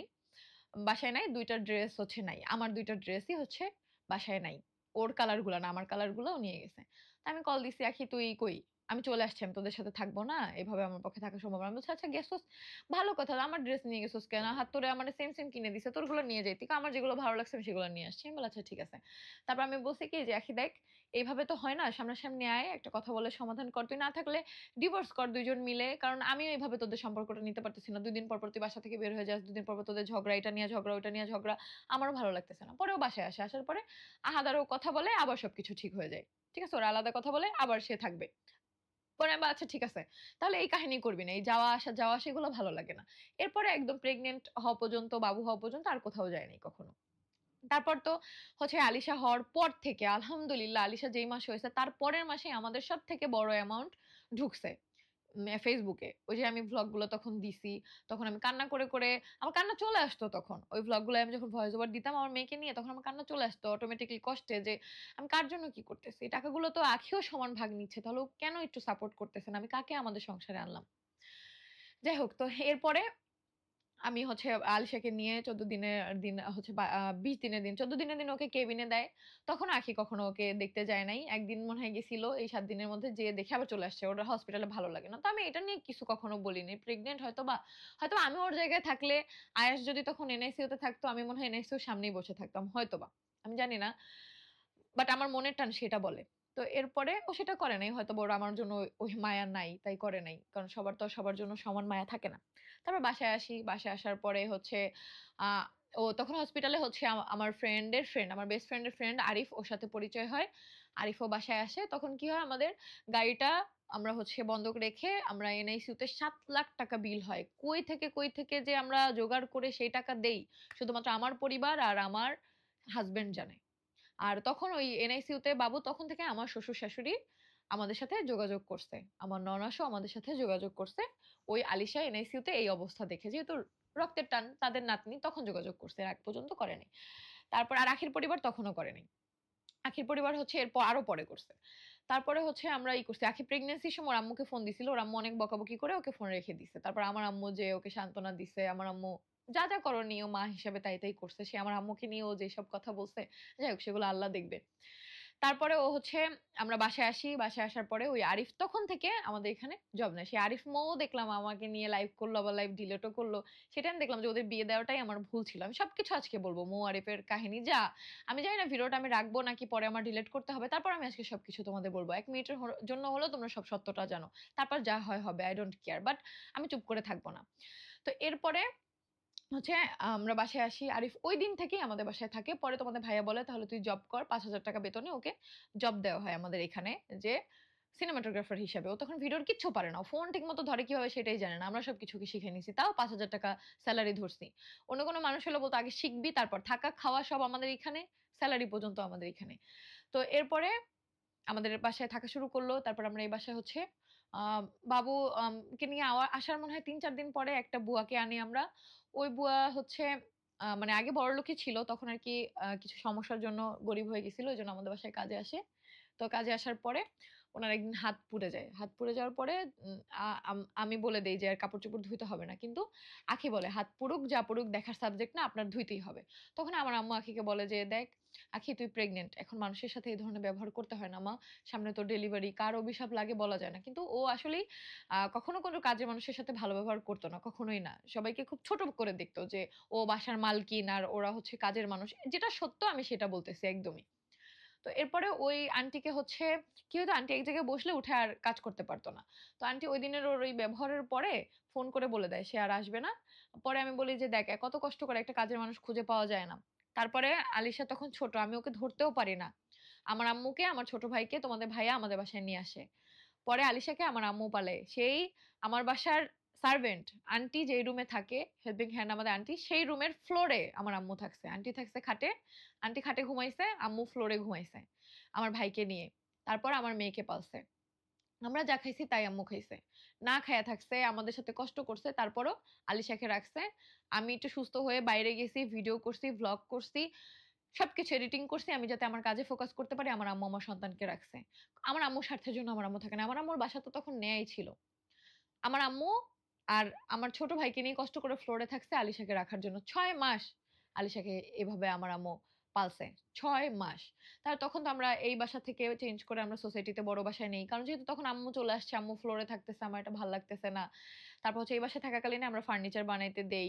হচ্ছে আরিফ মামার পরিচিত ফার্নিচারের দোকান, যেখানে আমরা হচ্ছে বলি যে আমরা আস্তে, আস্তে টাকা দিব। এভাবে আমরা ৳৯০,০০০ অ্যাডভান্স দেই। তারপর আস্তে, আস্তে টাকা দিব। সব ফার্নিচার আমরা বানাইতে দেই। সেই ভাইয়াটাও খুবই ভালো। তো এরপরে আমরা সোসাইটির বাসায় চলে যাই। ওখানে ফার্নিচার গুলো সব নেই। তারপর আম্মুকে আলাদা রুম দিতে পারি। আম্মু আলাদা রুমে থাকে। আলিশাকে সম্পূর্ণ দেখভাল করে। তারপরে এই বাসায় থাকতে কিন্তু মৌকে আনি। আন্টিকে যেদিন আনি তার মনে হয় কয়েকদিন পরে মৌকে আনি। তো মৌ কি হতো? খালি ঘুমাইতো। তোমরা ভ্লগেও এটা দেখছো যে প্রচুর ওর ঘুম। ও সেই ১২ টায় দুপুর ১২ টায় ঘুম থেকে উঠবে, তার আগে উঠতে পারবে না। তো এইভাবে তো কারো বাসায় কাজ করতে পারবে না। তো আমি কি করলাম? আমি ওকে ভালোবেসে, মৌর ব্যবহার আমার খুব ভালো লাগতো। ও যে এরকম আমি এটা আগে জানতাম না। ওর ব্যবহার আমার খুব ভালো লাগতো। এজন্য হচ্ছে আমি ওকে বলতাম যে, "তুই রাতে তাহলে রাত জাগ। বাবুর জন্য রাতে জেগে থাক। দিনে তাহলে আমার আম্মু দেখবে।" পরে ও রাত জাগতো। কারণ সে সকালে উঠতে পারবে না। Okay fine. তখন হচ্ছে আখিও আমাকে বলছে যে, "তাহলে মৌকে বাদ দিয়ে দে।" আমি বলছি, "দেখ, এই খালি বাদ দিব, এইভাবে একটা মেয়ে পাওয়া এত সোজা না।" মৌকে কিন্তু আখিই কথা বলে আনছিল সবকিছু। যে সব কাজ করবে, কি, কি কথা ওই বলছে, আমি না। তো তারপরে ওই তখন থেকে ওদের একটা ক্লাশিং। মৌ আরিফকে দেখতে মানে মৌ আখিকে দেখতে পারে না, আখি মৌকে দেখতে পারে না। কারণ আখি চায় নাই মৌ থাকুক। আর মৌ সবসময় বলত যে, "আপু, আখি আপু যেসব খোঁটা দেয় খাবার নিয়ে, আমি কিন্তু এভাবে হলে থাকব না।" সবসময় আমাকে বলত। এখন তাদের মধ্যে এত ভাব, আমি জানি না। তারা পারলে এগুলো বলুক, আমি এগুলো মিথ্যা বলতেছি। ঠিক আছে? কোনটা যে এগুলো কোনদিন আমাকে মৌ নালিশ দেয় নাই যে, "আখি আপু এগুলো, এগুলো বলতেছে, এগুলো সত্য না। তাহলে আমি থাকব না।" বা আখি আমাকে বলে নাই যে, "মৌ আরিফ এগুলো করতেছে।" যাই হোক। এরপরে আরিফ মৌ ২ জন মিলে, আরিফ হচ্ছে মৌকে খুব মানে পছন্দ করে। সে ওর সাথে প্রেম করবে। তার আগে হচ্ছে আরিফের অন্য একটা মেয়ের সাথে রিলেশন ছিল। যাই হোক, তার সাথে অনেক কিছুই হইছে। ওটা ওদের পার্সোনাল ব্যাপার। ব্রেকআপ হইছে। এটা আমি অনেক সাপোর্ট দিছি ওই মেয়েকে। আমি বুঝাইছি যে, "দেখো, এখন যদি তোমাকে ভালো না বাসে, জোর করে তো আর ভালোবাসা হয় না, তাই না?" ওকে আমি সান্ত্বনা-টান্ত্বনা দিছি। ওর সাথে অনেক কিছুই ঘটছিল। যাই হোক, পরে হচ্ছে মৌর পিছনে আরিফ লেগে থাকে। আমি বলি যে, "দেখ, আমার বাসায় এসব চলবে না। যদি বিয়ে করস তাহলে বল, আমি মৌর সাথে কথা বলব, তোরা বিয়ে করবি। বিয়ে ছাড়া কিছু সম্ভব না।" এরপরে কি হয়? ওই বাসায় যাওয়ার পরে স্বামীকে বিয়ে করাই। মুনতাহাকে আনার পরে আমার আম্মু কি করে? আমার আম্মু তখন বলে যে, "আলিশা তো বড় হয়ে গেছে। তাহলে আম্মু এখন আম্মুর বাসায় শিফট হবে।" কারণ আলিশা তখন বড়, মৌ তখন হচ্ছে আলিশাকে পারফেক্টলি দেখতে পারতেছে। মারিয়াকে তখন আনছি। মারিয়াকেও কিন্তু আঁখি কথা বলে আনে। মারিয়াকে আনছি তাহলে দেখতে পারবে। ঠিক আছে? পারফেক্টলি। তো আম্মু চলে যায়। পরে হচ্ছে মৌ দেখাশোনা শুরু করে এবং মৌ আমাকে বলে যে, বাবুকে একা, একা দেখা সম্ভব না আপু। আর আমি যেহেতু প্রচুর বাইরে কাজ-টাজ করি আর বাবু যেহেতু হচ্ছে ব্রেস্ট ফিডিং করত না, একা না। তো আরিফ কি হয় এই বাসা থেকেই যখন ওর সিনেমাটোগ্রাফার হওয়ার কথা, ও তখনই না বাবুকে খুব সুন্দর করে ক্যারি করতে পারত। ও বাবুকে অনেক সুন্দর করে লালন করতে পারত। তো ২ জন মিলে দেখবে। তো আমি বলতাম, "আচ্ছা ঠিক আছে দেখ।" তো আমি তো আর সবসময় বাসায় থাকতাম না। বাসায় আসলে শুনতাম আন্টি বলত, আন্টি মুরুব্বি মানুষ, সে বলত যে, "মা ওদের বিয়ে দাও। না হলে এভাবে আসলে আনমেরিড একটা ছেলে একটা মেয়ে মেলামেশা করবে, এটা ভালো লাগতেছে না।" মারিয়া আমাকে বলত যে, "আপু অনেক কিছুই দেখি। ঠিক আছে? এখন এইগুলা তুমি ওদের বিয়ে দাও।" পরে আমি হচ্ছে ওদেরকে বলি, "তোরা কি বিয়ে করবি? নাহলে সবাই আমার কাছে নালিশ দিতেছে, এভাবে চলবে না। নাহলে ২ জনই কাজ ছেড়ে চলে যান, ২ জন আলাদা থাক।" তারপরে তারা সিদ্ধান্ত নেয়, তাদের ফ্যামিলির সাথে কথা বলে। বাট বিয়েটা গোপন থাকবে। এভাবে ওই বাসায় আমাদের কথা চলে। পরে ওই বাসায় কিন্তু বিয়েটা হয় না। তখন এরকম চলতেছিল। সবাই আমার কাছে নালিশ দিত। আখিও আমার কাছে অনেকদিন বলছে যে, "ওদের ২ জনকে একটা বাচ্চা রাখতে কি ২ জন মানুষ লাগে?" আমি বলি, "দেখ, আলিশা রাতে অনেক বিরক্ত করে। ঠিক আছে? অনেক বিরক্ত করে। ২ জন কেন ৩ জন। আমরা সবাই তো ঘুম থেকে উঠে যাই। আম্মুকে ফোন দিয়ে আনাই। ও যখন কান্না করে সবারই লাগে। সবাইকেই লাগে।" এরপরে তো আখির ডেলিভারি হয়। আখির ডেলিভারির দিন যে কি করছি আমি সেটা তো আমি আমি জানি আর আল্লাহ জানে। আর হসপিটালের মানুষগুলো দেখছে। আমি এনামের মধ্যে কান্না করতে, করতে বসে পড়ছি রক্তের জন্য, যে ওর রক্ত লাগবে। আমি পাগলের মতো হয়ে গেছিলাম যে আখি এত কষ্ট পাচ্ছে। আমি ২ সেকেন্ডের মধ্যে বাসায় আসার পরে ওদের সবাইকে ঘুম থেকে উঠাইছি যে, "তাড়াতাড়ি চল, আখির পেইন উঠছে, এখন হসপিটালে যেতে হবে।" এনামের ডক্টর, নার্স সবার সাথে আমি ঝগড়া করছি যে, "কেন এখন ওকে সিজার করতেছেন না?" তারা একটা কথাই বলতেছে যে, "এই রক্ত না হলে সিজার করতে পারব না।" কারণ আখির রক্ত নাকি নাই। অথচ ওর শুরু থেকে আমরা জানি ওর রক্ত খুব ভালো। আমার রক্ত শূন্যত ছিল। বাট যখন ওর প্রেগন্যান্সি টেস্ট মানে চেকআপ চলছে তখন বলছে ওর রক্ত ভালো। তো আমি যখন এটা শুনতে পারি যে রক্ত নাই, ও কষ্ট পাচ্ছে, ওর পেইন উঠে গেছে। আমি হসপিটালে ওইখানে যাওয়ার পরে এত মানুষের কাছে রক্ত চাই, তখন রাত ২ টার বেশি বাজে। কাউকে পাই না ফোনে। কত ব্লাড গ্রুপে হচ্ছে পোস্ট দিছি, আমাদের ফেসবুকে পোস্ট দিছি, পেজে পোস্ট দিছি। হসপিটালে কান্না করতে, করতে একসময় চিল্লায়, চিল্লায় আমি বসে পড়ছি।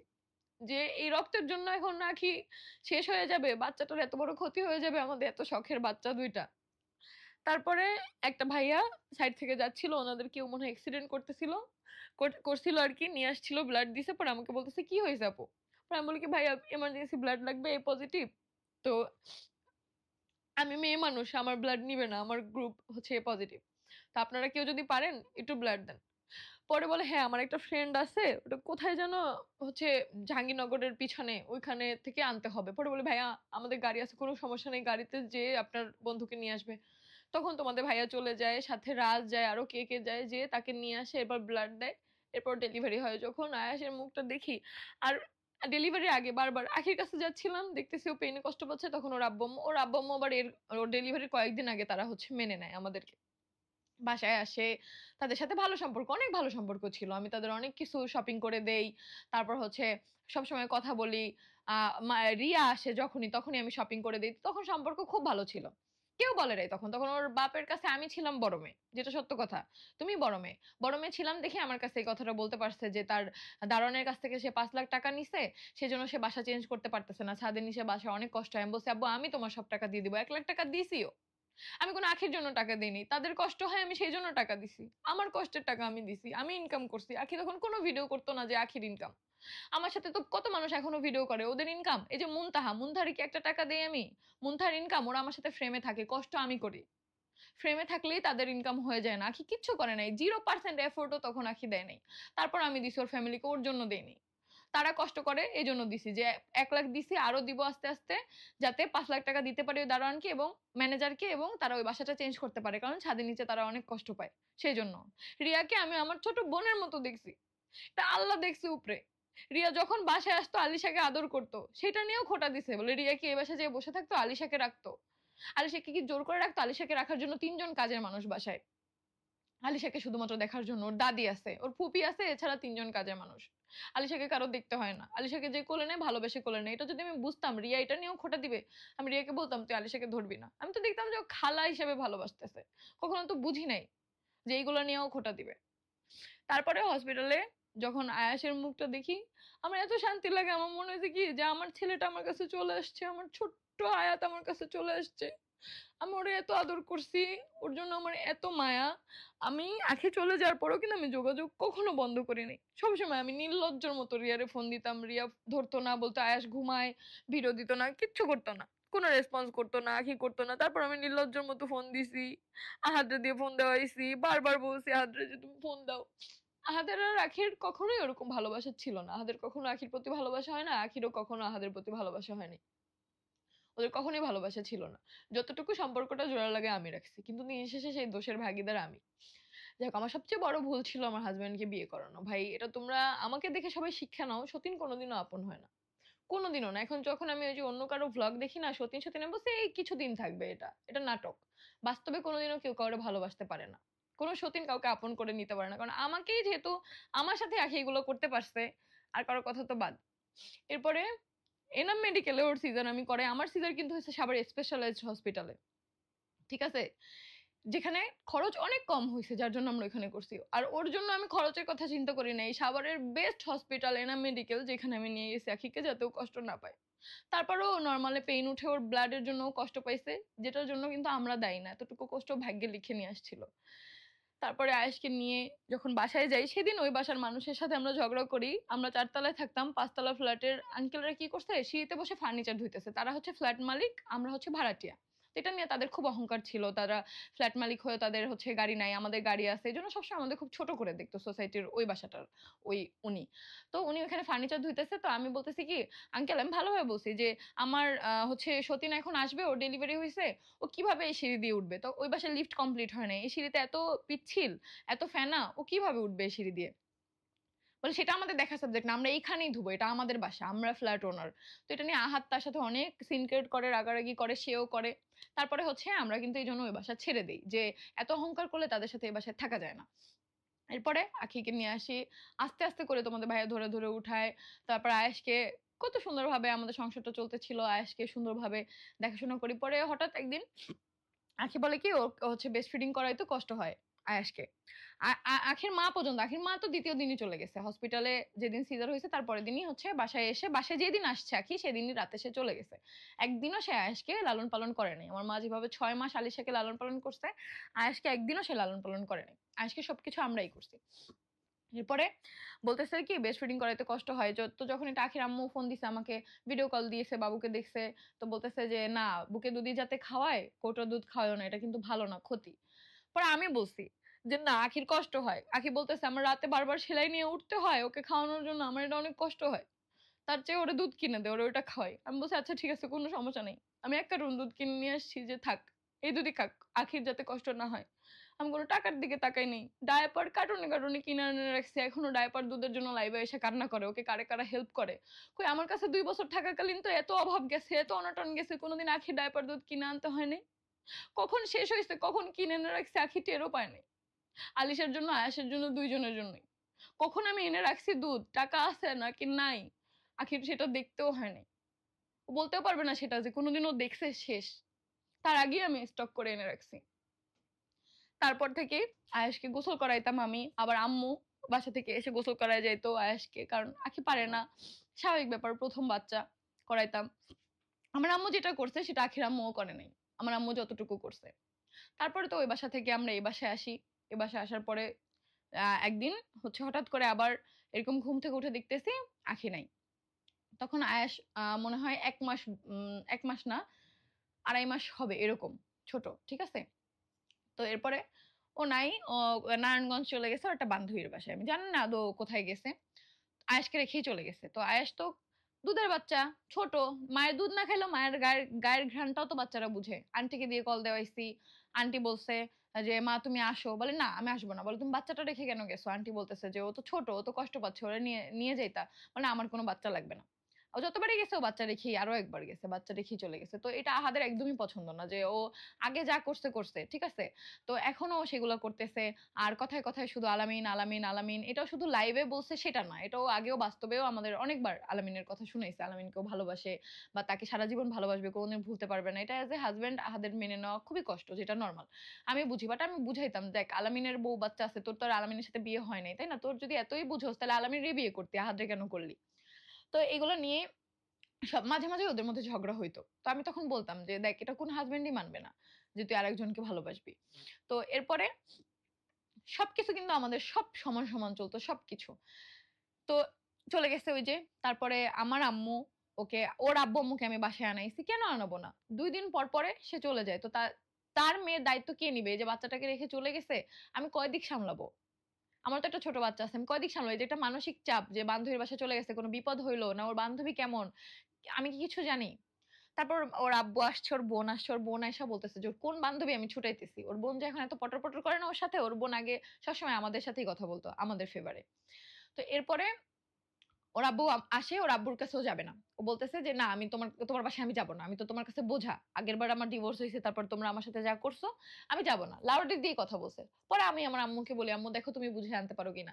পরে আম্মু ওকে বুঝাইয়া, ঘরে উঠাইয়া, সেই সারারাত কলে থাইকা তারপর ওকে আনায়। রাত ২ টার সময় আমার আম্মুর বাসায় আসে। ততক্ষণ ও রাত রাত বাসার বাইরে। আর আহাত তো বলে দিছে ওকে আর কোনদিন গ্রহণ করবে না। যেই বউ ওকে রেখে বাসার বাইরে থাকছে আর কথায় বয়ফ্রেন্ডকে ভালোবাসে বলে, সেই বউকেও আর গ্রহণ করবে না। আমি ওকে বুঝাইছি যে, "চুপ থাকো। আগে ও আসুক সুস্থভাবে, পরেরটা পরে হবে। একটা বাচ্চা আছে। এখন আর তোমরা চাইলেই সম্পর্ক নষ্ট করতে পারবা না। তোমরা ডিভোর্স করলে আগেই করতা। এখন বাচ্চাটার জীবনটা কি মানে ফাইজলামি পাইছো একটা।" আমি সবসময় এটা ওদেরকে বলতাম। এটা আমার বাসার সবাই জানে, প্রত্যেকে জানে। ভাই এগুলো কোনো লুকোচুরি না। আমার বাসার এতগুলা মানুষ কাজ করে। প্রত্যেকটা মানুষই খারাপ। সবাই খারাপ। যারা আমাকে ভালোবাসে তারাই খারাপ। আর ও একাই ভালো। তারপরে হচ্ছে ও আম্মুর বাসায় আসে। আম্মুর বাসায় এসে ও শর্ত দেয় যে উপরের ফ্ল্যাটে থাকবে। ওর শর্ত হচ্ছে এটা, ও একসাথে থাকবে না, উপরের ফ্ল্যাটে থাকবে। আর হচ্ছে উপরের ফ্ল্যাটের জন্য সবকিছু কিনবে, উপরের ফ্ল্যাটে থাকবে, টাকা-পয়সা ভাগাভাগি করতে হবে। আমি বলছি, "আচ্ছা ঠিক আছে আম্মু, ও কিসের টাকা-পয়সা ভাগাভাগির কথা বলতেছে? যদি টাকা-পয়সার কথা ভাগাভাগি বলে তাহলে ওকে চ্যানেল খুলে নিতে বলো। এই চ্যানেল তো আমার। আমি ৩ বছর ধরে খেটে এই পর্যন্ত আনছি। তাই সমস্যা নাই। আমি ওকে হেল্প করব। ওর চ্যানেলে আমিও ভিডিও বানাবো। কোনো অসুবিধা নেই।" তারপর আবার আমি নিজেই বলি যে, "না ঠিক আছে চ্যানেল খুলতে হবে না। সৈয়দ ফ্যামিলির আমি ওকে দিয়ে দিব Syed family channel, Syed family page, ওইটায় যে আর্নিং হবে ও নিক। আর টিয়ারটা আমি যেরকম কন্টিনিউ করি আমি করব। সমস্যা নেই। ঠিক আছে আলাদাই থাকুক। আর সব ফার্নিচার আমি ওকে দিয়ে দিব। আমি নতুন ফার্নিচার কিনে নিব।" তখন আমার আম্মু বলে, "ঠিক আছে আমি তোমাকে ফার্নিচার কিনে দিব। সমস্যা নেই। তুমি ওকে দিয়ে দাও।" দিলে কখনো কমে না। আমার আম্মু আমাকে এটা বলে। পরে সেদিন আমরা কিন্তু একটা ভ্লগ আপলোডও হয়ে গেছিল ভুলে। সেদিন সবাই বলছে যে, "আগেই জানতাম আখি এমন করবে।" ওদিন কিন্তু তোমাদের ভাইয়া কখনোই চায় নাই আলাদা ফ্ল্যাটে যাইতে। এরপরে রাতের বেলা পরের দিন সকালবেলা আখি বাসায় আসে। তারপর সে কি করে তার যত গোল্ড সব বন্ধক রাখে, রাইখা তোশক, বটি, আম্মুকে নিয়েই সবকিছু কিনে। সে যে বলে সে একা, একা কিনছে, সে একা, একা কিনে নাই। আমার আম্মুকে নিয়ে সবকিছু কিনছে। আমার আম্মুকে নিয়ে সে সবকিছু করছে। কিনছে, আমার আম্মু বলতেছে, "আমি কি ওর সাথে থেকে কিনি?" আমি বলছি, "এটা তোমার ব্যাপার। তুমি তো ওরে অনেক ভালোবাসো। আমার এখন আর এগুলোর কোনো শোক-তাপ নাই আম্মু আখিরে নিয়ে। যে এগুলা করতে পারছে, এখন এই স্বার্থপরের মতো আলাদা ফ্ল্যাটে থাকতে পারছে, টাকা-পয়সা ভাগ চাচ্ছে। আমি এত খাটতেছি। আমি চাই ও দায়িত্ববান হোক। কিভাবে বাসা ভাড়া দিতে হয়, কারেন্ট বিল, বাসার বাজার, তারপর হচ্ছে ভিডিও যারা করে ওদের টাকা। আমি চাই ও দায়িত্ববান হোক।" তখন কি হইছে? মারিয়া তো আয়েশকে দেখতো। তো আখি তো উপরের ফ্ল্যাটে চলে যাবে। তাহলে উপরের ফ্ল্যাটে কে, কে থাকবে হচ্ছে আখির সাথে? যাকে বলি সেই থাকবে না। আন্টি বলে, "মা তুমি আমাকে আনছো, আমি তোমার এখানে কাজ করব।" ইরফান বলে, "মামি আমি কোন ফ্ল্যাটে যাব না।" সাইমন সেম, "মামি আখি মামির সাথে যাওয়ার তো প্রশ্নই ওঠে না।" মারিয়া সেম, "তাহলে আমি এখন থেকে আয়েশকে দেখব।" আয়েশকে দেখব না, আমি হচ্ছে কি বলে আলিশাকে দেখব। ডিরেক্ট বলে যে, "আমি উপরের ফ্ল্যাটে যাব না।" একটা মানুষ ওর সাথে উপরের ফ্ল্যাটে যাবে না। পরে আখি কি করে, ওর খালা, ওর আপন খালা, আর খালু কিছুদিন আগে মারা গেছে। তখন ওর খালাকে বলে যে, "খালা তুমি আসো আমার বাসায়, এসে কাজবাজ করবা, আমার সন্তান দেখবা। কারণ কেউ আমার সাথে উপরে যাবে না।" তো ওর খালা তখন ওরে কি বলছে আমি জানি না। ওর খালা আসার কথা ছিল, পরে আর ওর খালা আসে নাই। তো ও যখন এটা বুঝতে পারে যে কেউ ওর সাথে উপরে যাবে না বা সবাই বলতেছে, তখন পাশের ভাবিও হচ্ছে, যখন আমি ভাবির সাথে শেয়ার করছি, ভাবি বলতেছে, "ভাবি আলাদাই থাকেন, এটাই ভালো হয়।" ভাবি কখনোই আলাদাভাবে কারো পক্ষে কোনো কথা বলেনি। বলছে, "আলাদাই থাকেন। আখি ভাবি একটু দায়িত্ব শিখুক। আখি ভাবি না এখন বুঝতেছেন, আপনি মায়ের মতো তাকে আগলায় রাখতেছেন তো, যে সে সন্তানের মতো থাকতেছে। সে বুঝতেছে না তার একটা বাচ্চা, এই বাচ্চার প্রতি কি দায়িত্ব সেটাও মা হিসাবে বুঝতেছে না। তার বাচ্চা অন্য মানুষ পালতেছে। আবার ডায়াপার, দুধ যা লাগতেছে এগুলোর জন্য কি কাঠখড় পোড়াইতে হয় বা এই ভিডিওর পিছনে কতটা এফোর্ট দিতে হয়, লাইভ করতে কতটা এফোর্ট দিতে হয়, এটা কিন্তু আখি কিছু জানে না।" এখন কিন্তু আখি সেগুলো টের পাচ্ছে। প্রতিটা লাইভে কিন্তু বলে যে, "আমি যে কত ক্লান্ত, কত খাঁটি। তিশা ৩ বছর এটা করে আসছে। তুই এখন করতাছস। তিশা ৩ বছর এটা কইরা তোরে খাওয়াইছে। ৩ বছর এটা কইরা তোর ফ্যামিলিও চালাইছে। যখন থেকে তোর ফ্যামিলি পরিচয় হইছে তখন থেকে মাসে ৩০,০০০ টাকা কইরা তোর বাপের হাতে দিছি। মিথ্যা কথা বলতে পারবে? আমার হাত থেকে টাকা নেয় নাই। ৩০,০০০ কইরা প্রতি মাসে, প্রতি মাসে। ১ মাসে ২০,০০০ হইছে দেইখা আহাদের সাথে ঝগড়া করছস। আহাদের আব্বুরে না দিয়া আমি সেই ১০,০০০ তোর আব্বুরে মিলাইয়া আমি ৩০,০০০ দিছি। আমার হাত থেকে টাকা নিছে। সে কিভাবে মিথ্যা বলবে আমার চোখের দিকে তাকাইয়া? যে মানুষটা আমার হাত থেকে টাকা নিছে? তোর বোনকে ফোন কিনে দিছি। যেখানে তোর ফোন একটা ভাঙ্গা ফোন চালাইতো। ৩৫,০০০ টাকা একটা ফোন কিনে দিছি। আমার টাকা দিয়ে। আমি সবকিছু করছি। তো তুই তো এখন ইনকাম করস। তুই করবি আমার জন্য? একটা সুতাও তো কোনদিন দিবি না। আমি জানি তোর মন সম্পর্কে আমার আইডিয়া আছে। ২ বছর একসাথে থাকছি তো এতটুকু চিনি। যাই হোক, এরপরে ওই থেকেও মারিয়াকে দেখতে পারে না। মারিয়াকে বের করে দাও, মারিয়াকে বের করে দাও। মারিয়ারও অনেক দোষ ছিল। তারপরেও না আমি মানুষের সাথে পারি না। তোমরা তো শুরু থেকে আমাদের ভ্লগ দেখছো। আমি মারিয়াকে কতবার চান্স দিছি। আমি না পারি না এগুলো করতে। এরপর তো ওই যে মৌ আরিফের বিয়ে দেই, মৌ আরিফের বিয়ে দেই। মৌ সবসময় বলতো, "আপু আলাদাই করে দেন। বা হচ্ছে টাকা পয়সার একটা কিছু করেন যাতে আপনার কোনো টাকা পয়সা থাকে। কারণ আপনি এত কষ্ট করতেছেন বাট দিন শেষে আপনার কিছুই থাকতেছে না। একসময় আপনারই বদনাম হবে।" সেই মৌই লাইভে যেয়ে এত বড়, বড় কথা বলবে এটা আমি কখনো বুঝতে পারিনি। যাই হোক, আমার ভুল ছিল ওদের বিয়ে দেওয়াটা। ওদের বিয়েতে কয় লাখ টাকা খরচ করছি সেটা ওরা জানে আর উপরে আল্লাহ জানে। এই আরিফের বিয়ের যে পাঞ্জাবিগুলো না, একেকটা পাঞ্জাবির দাম ৳৮,৫০০ করে। বিয়েরটাও ৳৮,৫০০, হলুদেরটাও ৳৮,৫০০। আর তখন আমাদের মনিটাইজেশন বন্ধ। যে বলে ওদের বিয়ে দিয়ে আমরা লাখ, লাখ টাকা ইনকাম করছি। তখন থেকেই আমাদের পেজে মনিটাইজেশন বন্ধ। আজকে ৫ মাস যাবত আমাদের, ৫ মাসের বেশি হবে। মানে ওদের বিয়ে থেকে, তাহলে হিসাব করো ওদের বিয়ে হইছে কয় মাস হইছে? সেই থেকে আমাদের পেজে মনিটাইজেশন বন্ধ। শুধুমাত্র YouTube আর্নিং থেকে আমরা চলতেছি। আর তখন থেকে আরো বেশি খারাপ সম্পর্ক হয়ে যায়। আখির আম্মু হচ্ছে রিয়াকে আসতে দেওয়া বাদ দিয়ে দেয়। যখন দেখে আমাদের পেজে প্রবলেম ভাবছে এগুলো আর কখনো ঠিক হবে না। তখন থেকে মানুষ চিনতেছি যে কে কেমন। করছি সবার জন্য। বাট বিপদের সময় কারা পাশে থাকে সেটা এবার বুঝতে পারছি। তো এরপরে ওই যে আখি আসার পরে যখন ও বুঝতে পারে কেউ ওর সাথে আলাদা হবে না, ওর ফ্ল্যাটে কেউ যাবে না বা বাস্তবতাও কি বুঝতে পারবে বা ওর ভুল হইছে বা আহাদও বলছে, "আমি কিন্তু টাইম ধরে থাকতে পারব না যে একদিন ওইখানে, একদিন এখানে। আমার যেখানে ভাল লাগবে আমি সেখানে থাকবো। ২ টাই আমার বউ বা আমার এই স্বাধীনতা লাগবে। আমার উপরের ফ্ল্যাটে একা, একা যেয়ে আমি সারাদিন বসে থাকতে পারব না।" তো যখন ও বুঝতে পারে এটা যে আহাদও এটায় রাজি না, তখন ও রাতের বেলা আমাকে ডাকে। ডাক দেওয়ার পর আমাকে জড়ায় ধরে যে, "আমার ভুল হইছে। আমি আলাদা হইতে চাই নাই। আমি রাগের মাথায় বলে ফেলছি। আমারে মাফ করে দে।" তো আমি ওই যে বলদের মতো আবার গলে গেছি। আমি বলি, "আসলেই উপরে ফ্ল্যাটে যাবে, এত কষ্ট করবে মেয়েটা, কিভাবে ভিডিও করবে আর ওর সাথে তো কেউ যেতেও চাচ্ছে না। থাক আমিই করি।" এগুলাই হচ্ছে আমার ভুল। তখন আমি আলাদা করে দিতাম। আমার কোনো দোষ ছিল না। কোনো দোষ হইতো না। যাই হোক, আল্লাহ জানে বাকিটা। আর সব আজকে যা, যা বলছি, যাদেরকে বলছি তারা জানে বাকিটা। এরপরে প্রতিনিয়ত আরিফ, মৌ একসাথে গোসল করে কেন? ভাই ওরা হাসব্যান্ড ওয়াইফ। তখন ওদের বিয়ে হয়ে গেছে। আখি প্রতিনিয়ত আমারে বলত, "একটা বাচ্চা রাখতে কি ২ জন লাগে?" ওর মৌ সারাদিনই ঘুমায়। শুধু আরিফ একাই হচ্ছে দেখে। ঠিক আছে? এভাবে বলত। আমি বলতাম, "দেখ আলিশা অনেক জ্বালায়। ওরে একা, একা রাখা সম্ভব না। ওর জন্য ২ টা মানুষ দরকার হয়। আয়াস যেমন শান্ত, ওকে হচ্ছে মারিয়া একাই দেখতে পারে। আর কিন্তু ওর পক্ষে মোয়ারিফের পক্ষে এটা সম্ভব না বাবুকে একা একা রাখা। কারণ ও বড় আর ও দুষ্টু বেশি। আলিশা বেশি দুষ্টু আয়েশার থেকে। আয়েশা অনেক শান্ত। তো এটার তো তুলনা হবে না।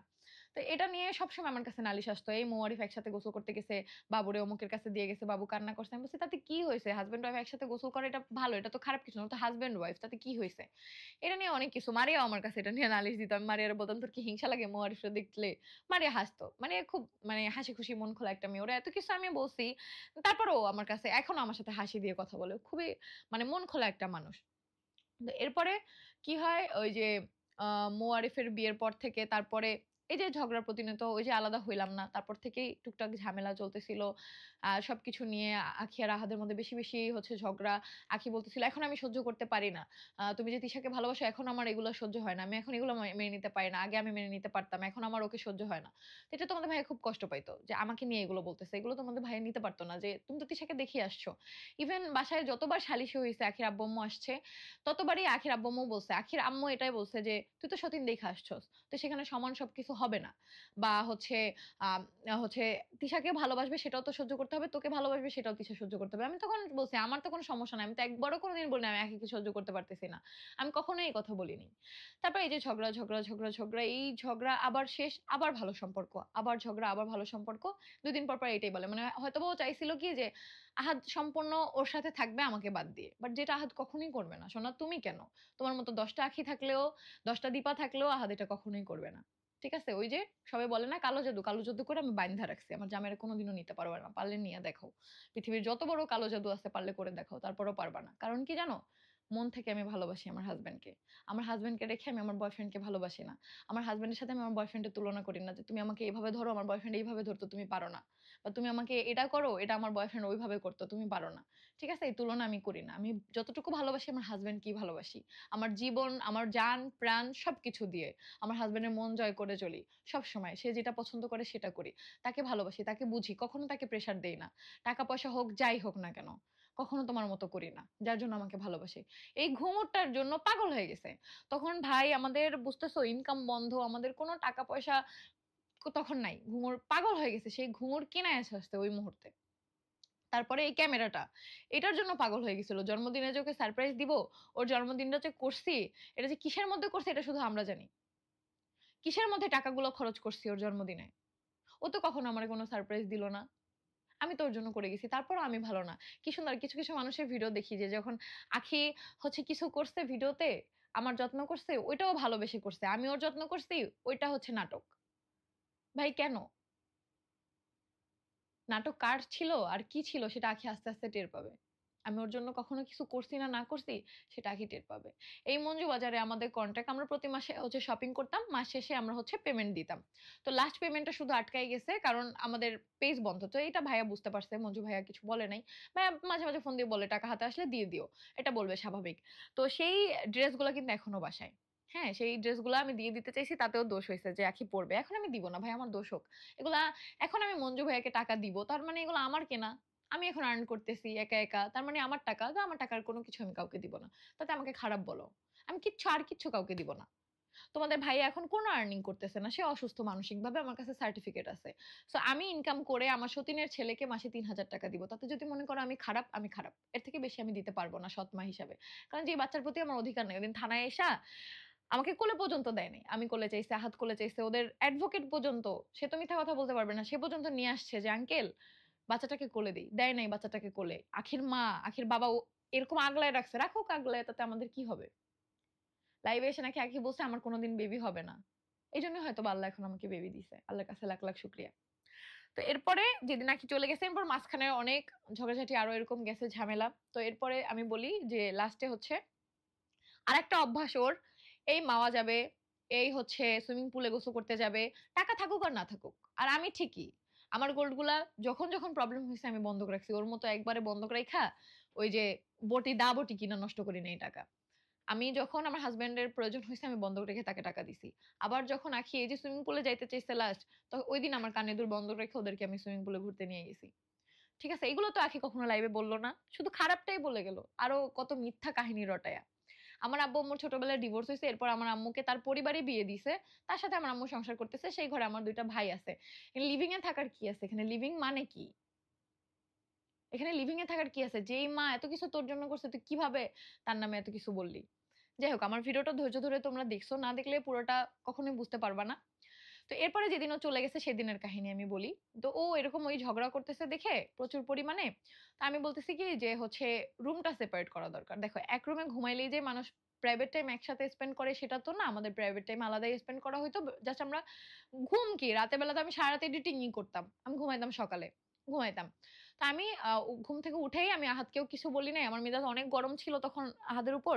তো আমি হচ্ছে কি করছি, কারণ ওই যে হাইপার হয়ে যাচ্ছিল, আহাদ তো তখন অসুস্থ। আমি তো আর বুঝি নাই যে এতটাও অসুস্থ। ওই রুমে আমি ডেকোরেশন করতে চাইছি যে সবকিছু সুন্দরভাবে গোছায় নিব। ওই রুমে আমি থাকবো, এই রুমে আঁখি থাকবে। আঁখি উঠে আহাদকে ডাকছে, বলতেছে যে, "কি করতেছে? তিশা কেন রুমে এগুলো করতেছে? তাহলে টাকা পয়সার ভাগ কিভাবে হবে?" তো আহাদ বলতেছে, "আমার সাথে এগুলো কথা না বলে তুমি তিশার সাথে কথা বলো। আমি রুম আলাদা করার সময় আমি আর ইরফানকে দিয়ে আঁখিকে ডাকাইছি, মুক্তাপুরে দিয়ে আঁখিকে ডাকাইছি যে, 'আপু ডাকো, ওর সাথেই আমি কথা বলবো।' একটা সুন্দর প্ল্যান করছি। ২ বর ২ রুম থাকুক। এটা বেটার হয়। ওর মতো গোছায় রাখবে, আমার রুম আমার মতো গোছায় রাখবো। আমার মেয়ে নিয়ে আমি আমার রুমে ঘুমাবো। ওর ছেলে নিয়ে ওর রুমে ঘুমাক। কারণ ওর ছেলেটা অন্য রুমে ঘুমায়, এটা আমার পছন্দ হয় না। ছেলেটা মায়ের কাছে ঘুমাক। এটা আমি চাইছি।" ও তখন যায় নাই। ও না যায় আহাদের সাথে তখন ইচ্ছামত তর্ক করতেছে। আহাদ বলতেছে, "আমি তো জানি না আমি কি বলব?" পরে আমাকে ডাক দিছে। আমি বলছি, "কি হইছে?" পরে বলে, আহাদরে যাই জিজ্ঞেস করি ও কিছুই জানে না। আমি বলি, "তো আমি রুম আলাদা করতেছি, আহাদ এখানে কি জানবে?" এটা নিয়ে ঝগড়া ঝামেলা অনেক কিছু হয়। পরে সে থাকবে না, চলে যাবে। ওই বেবিকে নিয়ে তখনই বের হয়ে যাবে। পরে আমি বলছি, "না এভাবে তো যাওয়া যাবে না। এভাবে তো যাওয়া যাবে না। তোর আম্মু আব্বুকে ফোন দে। বারবার তুই এভাবে চলে যাবি। একবার বাচ্চাকে রেখে" ও তখনও বলে, "বাচ্চাকে রেখে দিলে দে। আমার বাচ্চা নিয়ে কোনো মাথা ব্যাথা নেই। তোরা রাখলে রাখ, না রাখলে নেই।" পরে আমি বলি, "না এভাবে হবে না। যদি যাও এবার ভালোমতো। তোমার ফ্যামিলি আসুক ভালোমতো, হয় এসপার নয় এসপার। ২ দিন পর, পর এই কাহিনী নাটক আমার ভালো লাগে না। হয় থাকবি না হলে সারা জীবনের জন্য চলে যাবি।" পরে কথা-টথা হয়। তারপরে আমি আমার মতো করে বসে থাকি। এরপরে ও কি প্ল্যান আগের দিনই হচ্ছে প্ল্যান করছিল সবাই যে কক্সবাজার যাবে। তোমাদের ভাইয়া মানসিকভাবে হচ্ছে যেহেতু অসুস্থ একটু ঘোরাফেরা করলে তো প্ল্যান করছে আমি যেহেতু বড় বউ আমাকে নিয়ে আগে যাবে। আমি বলছি, "না।" আমি সবসময় আঁখিকে আগে প্রায়োরিটি দিতাম। যে ও এমন একটা মানুষ ছিল গাড়িতে যখন আমি সামনে বসতাম ও তখন ভিডিও করত। যখন ও সামনে বসতো তখন ও ভিডিও করত না। সবসময় কিন্তু যাওয়ার সময় আমি বসতাম, আসার সময় ও বসতো। একসময় যাওয়ার সময় ও বসতো, আসার সময় আমি বসতাম। বাট ও সবসময় ভ্লগের শট নিক বা ও নিজে রিলস বানাক এমন সময় বানাইতো আমি যখন সামনে বসতাম আহাদের পাশে তখন মানে আমাকে সবসময় কালার সাজাইতো। সবসময়। এই জিনিসটা আমি বুঝতে পারতাম। তারপর আমি কিছু বলতাম না যে যা করে করুক। কিছু, কিছু সময় আছে না ছোট, ছোট বিষয়ে মানুষ গুরুত্ব দেয় না ওরকম। তো এরপরে হচ্ছে কক্সবাজার আমি বলছি, "না তুমি আগে আখিকে নিয়ে যাও। নাহলে আখির হচ্ছে মন খারাপ হবে। ও এমনি ইদানিং আমাকে সহ্য করতে পারতেছে না। দেখা গেল আমরা কক্সবাজার চলে যাবো, ও চলে যাবে। ওকে নিয়ে আগে যাও তারপর আমাকে নিয়ে।" তো সেই প্ল্যান মতো কথাও হয়। আখিকে যাইয়া বলেও যে সাইমন ওরা সবাই যায়। সাইমন তারপর সামি সবাই যায়। "তোমরা হচ্ছে কক্সবাজার যাবা কালকে। তোমরা আসবা তারপর হচ্ছে আ তিশা আর হচ্ছে আহাদ যাবে। ২ জন যাবে।" তো এরকমই কথা হয়। তো সেই রাতের কথার পরে কিন্তু সকালবেলা উঠে আমি রুম আলাদা করতেছি যে সবকিছু গোছাই। ওরা আজকে রাতের বেলা কক্সবাজার যাবে। আমি সবকিছু গোছাই। তারপরে হচ্ছে আসলে আবার আমরা যাবো। আমার তো এগুলো নিয়ে কোনো সমস্যা নেই। কারণ আমি নিজেই তো ওকে আনছি। আমি বিন্দু পরিমাণ কোনদিন ওকে নিয়ে হিংসা করি নাই। কোনদিনও এই কথা বলি নাই যে আমি আখিকে মানতে পারতেছি না। তারপরে আর ও এটা প্রায়ই বলছে। ঝগড়া হলেও এটা বলছে। আমার সাথেও কান্না করে, করে বলছে, "দেখ আমি এখন তোকে মানতে পারতেছি না। আমি কি করব? আমার সহ্য হয় না।" এটা অনেকবার বলছে। তখন আমি একা, একা কান্না করতাম যে আমি কারে আনলাম? সে এখন আমারে সহ্য করতে পারতেছে না। ওই যে উপরে সাক্ষী আছে একজন। সে জানে এগুলো সব সত্য না মিথ্যা। তারপরে হচ্ছে আ আ বলতেছে ওইদিন যেদিন ঝগড়া লাগছে আমরা। বলতেছে, "না আমি কোন কক্সবাজার যাবো না, আমি বাসায় যাবো। তোরা কক্সবাজার যা, আমি বাসায় যাই কদিন থেকে আসি।" তারপরেও আমি বুঝাইতে গেছি। এই ঝগড়াঝাটির পরেও আমি আবারও বুঝাইতে গেছি। মুক্তা আপুও দেখছে। আবারও আমি বুঝাইতে গেছি যে, "আখি চল আমাদের সাথে কক্সবাজার আমরা ৩ জনই তার থেকে যাই। ২ জন ২ জন না যেয়ে তুই যেহেতু যাইতে চাইতেছিস না আমি একা যাবো না। তুইও চল। বাবুরা থাকুক, তোর আম্মু আসতেছে। আসলে বাবুকে নিয়ে থাকুক। আমরা চল।" আমরা যাই। আলিশাকে আম্মুর বাসায় পাঠাই দেই। আর আয়াস হচ্ছে তোর আম্মুর সাথে থাকুক। আমরা ঘুরে আসি। ভালো লাগবে। তাহলে দেখবি যে মনটা ফ্রেশ লাগবে। অনেকদিন হইছে আমরা কোথাও ঘুরি না। বলে, "না আমি কোথাও যাবো না। আমি আমার বাসায় যাবো।" তারপরে হচ্ছে ওর আম্মুর সাথে ওর আম্মু আসে। ওর আম্মু এসে ওকে নিয়ে যায়। তখন আহাদ বাসায় ছিল না। আহাদ হচ্ছে তখন গাড়ি ঠিক করতে গেছে। যেহেতু আমরা গাড়ি নিয়ে কক্সবাজার যাবো। সেজন্য হচ্ছে গাড়ি ঠিক করতে গেছে। দাঁড়াও আসতেছি ১ মিনিট। তো যে ও হচ্ছে গাড়ি ঠিক করতে গেছে। তো ওই মুহূর্তে আখির আম্মু না বলে হচ্ছে আখিকে নিয়ে চলে যায়। পরে যাওয়ার সময় আখির আম্মু আমাকে অনেকগুলা কথা শোনায়। অনেক কিছু বলে। ঠিক আছে? পুরা আমার উপর ব্লেম দেয়। তার মেয়ের লাইফ নাকি আমি নষ্ট করছি। তার মেয়েকে জোর করে আমি নিয়ে আসছি। এটা সেটা। তো আমি এগুলো শুনে আমি বলি কি, যে এতগুলো মিথ্যা ব্লেম আমাকে দিচ্ছেন, আমি বাঁচবই না, আমি মরে যাবো। এটা বলে আমি গেট লক করে দেই। লক করে দেওয়ার পরে হচ্ছে ওর মা বাইরে থেকে নাকি বলে, "এটা তো আমি শুনি নাই। এটা আপা ছিল, মুক্তা আপু ছিল, তারা আমাকে বলছে। বলে যে, 'এখানে থাকলে ঝামেলায় পড়বি। আখি তাড়াতাড়ি চল। তিশা যদি এখন মরে তুই ফাঁসবি। তাড়াতাড়ি চল।' এটা বলে চলে গেছে। তো এই কথাটা না আমার বিশ্বাস হয় নাই। কিন্তু প্রত্যেকটা মানুষই বলছে। মুক্তা আপু বলছে, আপা বলছে, তারপরে হচ্ছে সা আ সামিনা। রাজ বলছে, মুনতাহাও বলছে। তো যেহেতু মুনতাহা আমার ভাইয়ের বউ, রাজ আমার ভাই, তাই আমি ওদের কথা বিশ্বাস করি নাই। বাট মুক্তা আপু আর আপা তো আর আমার রক্তের না। তাই আমার বিশ্বাস হইছে। হয়তোবা এই কথা বলছে। কারণ আখি দরজা আটকালে কখনোই আমার আম্মু ওই সিচুয়েশন এ আমাকে নিয়ে চলে যাইত না। দেখতো যে ওর কি হইছে।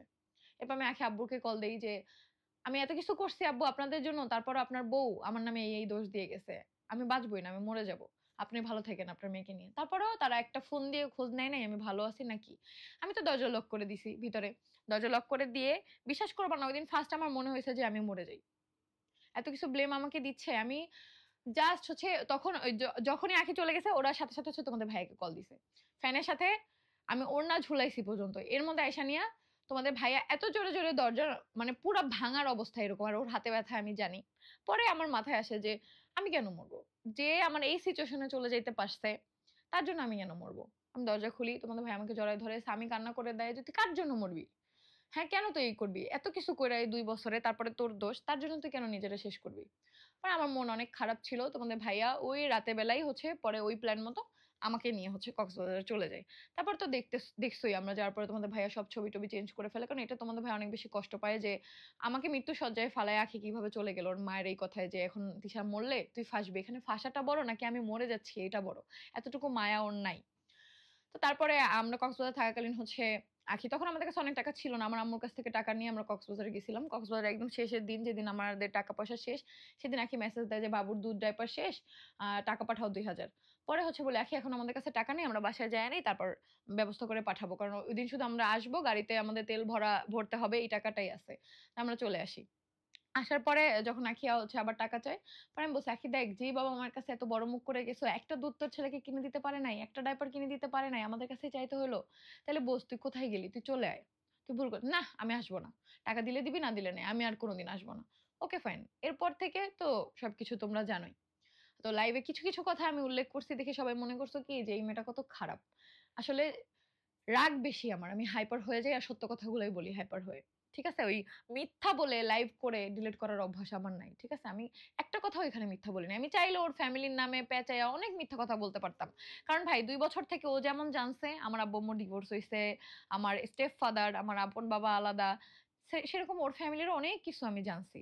ওর আব্বু আগে কি করতো, ওর আব্বু আর খালু আগে মিলে কি করতো ২ জন, সবই আমি জানি। কিন্তু আমি কিন্তু সেগুলো বলতে যাব না। কারণ কারো ব্যক্তিগত বিষয় নিয়ে কথা বলতে আমি চাই না। আমাদের কাছে আখি ছিল। আখি যা, যা বলছে, যা, যা ও করছে সেগুলাই আমি বলছি। কিন্তু ওর ফ্যামিলি নিয়ে কথা বলা, ওর মাকে নিয়ে যেই কমেন্টটা আসছে সেটা সত্য না মিথ্যা সেটাও আমি জানি। সবকিছুই আমি জানি। তো সেগুলো নিয়ে আমি কথা বলতে চাই না। এটা ওদের ব্যক্তিগত ব্যাপার। ও যেরকম আমার আম্মুকে নিয়ে এতগুলো মিথ্যা বলছে না, ও ভাবছে কি যে আমি এই কথাটা কোনদিন কারো কাছে বলব না যে আমার আব্বু-আম্মুর ডিভোর্স হয়ে গেছে, আমার আব্বু-আম্মু সেপারেশন এ আছে, তারপর আমার আম্মুর বিয়ে হইছে, আমার আব্বুরও বিয়ে হইছে। তো এতে আমার কি সমস্যা? আমার কি দোষ এখানে? হতেই পারে।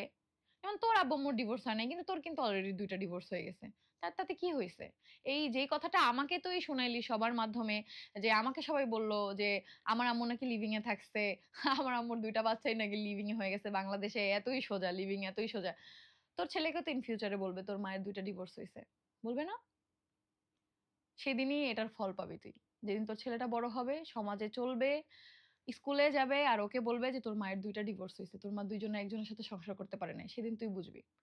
যে আসলে ১ম সংসারে কি তোর দোষ ছিল? ২য় সংসারে কি তোর দোষ ছিল? একতরফা তো দোষ হয় না। আমি তো এখনো বলি না তোর একারই দোষ। তোর আহাদের ২ জনেরই দোষ। ২ জনেরই ২ জনকে ভালোবাসতে পারো নাই। কিন্তু আহাত তোকে ভালো না বাসার পিছনে তোর অনেক কারণ ছিল। কথায়, কথায় বয়ফ্রেন্ডকে টাইনা আনতি। এতে কোন স্বামী তার বউকে ভালোবাসতে পারবে না। যখনই ও তোকে ভালোবাসতে যাইতো, আহাত চেষ্টা করছে। তখনই তুই একটা কথা বলতি, একটা খোঁচা মারতি। কিন্তু আহাদের প্রায়োরিটি আমার দিকে বেশি ছিল সবসময়ই। এটা আমি অস্বীকার করব না। যেটা সত্য, যেটা ভিডিওতেও ফুটে তুলছে। যেটার কারণ অবশ্যই আমি। আর আমি আমার জীবনে যাকে সবথেকে বেশি প্রায়োরিটি দিয়ে রাখছি, তার জীবনে আমার প্রায়োরিটি থাকবে না? আমি তো আমার কোনো বয়ফ্রেন্ডকে প্রায়োরিটি দিয়ে রাখি নাই। কোনো লাইভে এসে বলিনি আমার অমুক বয়ফ্রেন্ডকে আমি ভালোবাসি। আমি আমার স্বামী ছাড়া কাউকে ভালোবাসি না। আমি অন্ধের মতো আমার স্বামীকে ভালোবাসি। ইভেন বয়ফ্রেন্ড তো বাদ। আমার মা, বাবা, ভাই, বোন আমি সব থেকে আমার হাসব্যান্ডকে বেশি ভালোবাসি। আমার সন্তানের থেকেও আমার স্বামীকে আমি বেশি ভালোবাসি। এটা আমি সবসময় বলছি। আমার স্বামী সবার আগে। তো সেই স্বামীর কাছে আমার প্রায়োরিটি কেন বেশি থাকবে না? যার জন্য আমি কাঁধে কাঁধ মিলায়ে কষ্ট করতেছি, কাঁধে কাঁধ মিলায়ে কামাই করতেছি, সংসারটার জন্য এত কিছু করতেছি। তুই কি করছিস আমাদের সংসারের জন্য? এখন যতটুকু এফোর্ট দিছস, তখন দিতি। তখন তোর পেজে তুই ভিডিও দিতি, লাইভ করতি, প্রমোশনের কাজ করতি। তখন কেন করোনি? তো এখান থেকেই বোঝা যায় কে সত্যবাদী, কে মিথ্যাবাদী। তো এতটুকুই বলব যে এই পর্যন্তই কাহিনী এখানেই শেষ। তোমাদের আ ভাইয়ার সাথে আখির জার্নি এখানেই শেষ, আমাদের জার্নি এখানেই শেষ। ওর মতো থাকুক। আর ওর ফ্যামিলি নিয়ে আমি কোনো কথা বলতে চাই না। ও আমার ফ্যামিলি নিয়ে কথা বলছে। এটা ওর পারিবারিক শিক্ষা বা ও বলতে পারছে। ওর বিবেকে বাজে নাই যে আমি এতগুলো মিথ্যা কিভাবে বলি। সেটা ওর ব্যাপার। আমি যা বলছি সব সত্য বলছি। তো এইটাই, এই ছিল আখির সাথে আমাদের জার্নি। এখানেই হচ্ছে শেষ। সবাই ভালো থেকো। আর কোনদিন আমাদের সাথে আখিকে দেখতে পারবা না। আয়াস আমাদের সন্তান। ওর খোঁজ নিবো আমি। আমি সৎ মা হিসাবে যতটুকু নেওয়ার নিবো। ওর বাবা নিবে নাকি সেটা ওর বাবার ব্যাপার। আমি আকসার খোঁজও নেই। আয়াসেরও নিবো যখন আয়াস কথা বলতে পারবে তখন। এখন ফোন দিয়ে ওই আয়াসের খালা আর মায়ের ভাব শোনার আমার সময় নেই। যে ১ মিনিটের জন্য যদি আয়াসকে দেখার জন্য কল দেই লাইভে এসে আমাকেই তো কল দেয়। দিলাম না কল। সমস্যা কি? আয়াস বড় হইলে তখন আয়াসের সাথে যোগাযোগ করব। কোন সমস্যা নেই। আর এখন যতদিন আমাদের পেজ ঠিক না হবে আমি ৳৩,০০০ করে খরচ দিব। পেজ ঠিক হলে আমি খরচটা বাড়ায় দিব। আর ওর বাবা যখন ইনকাম করবে তখন ওর বাবা বাড়ায় দিবে। বাস শেষ এতটুকুই। তো সবাই ভালো থাকো। আমার যা বলার ছিল এখানেই শেষ। আল্লাহ হাফেজ।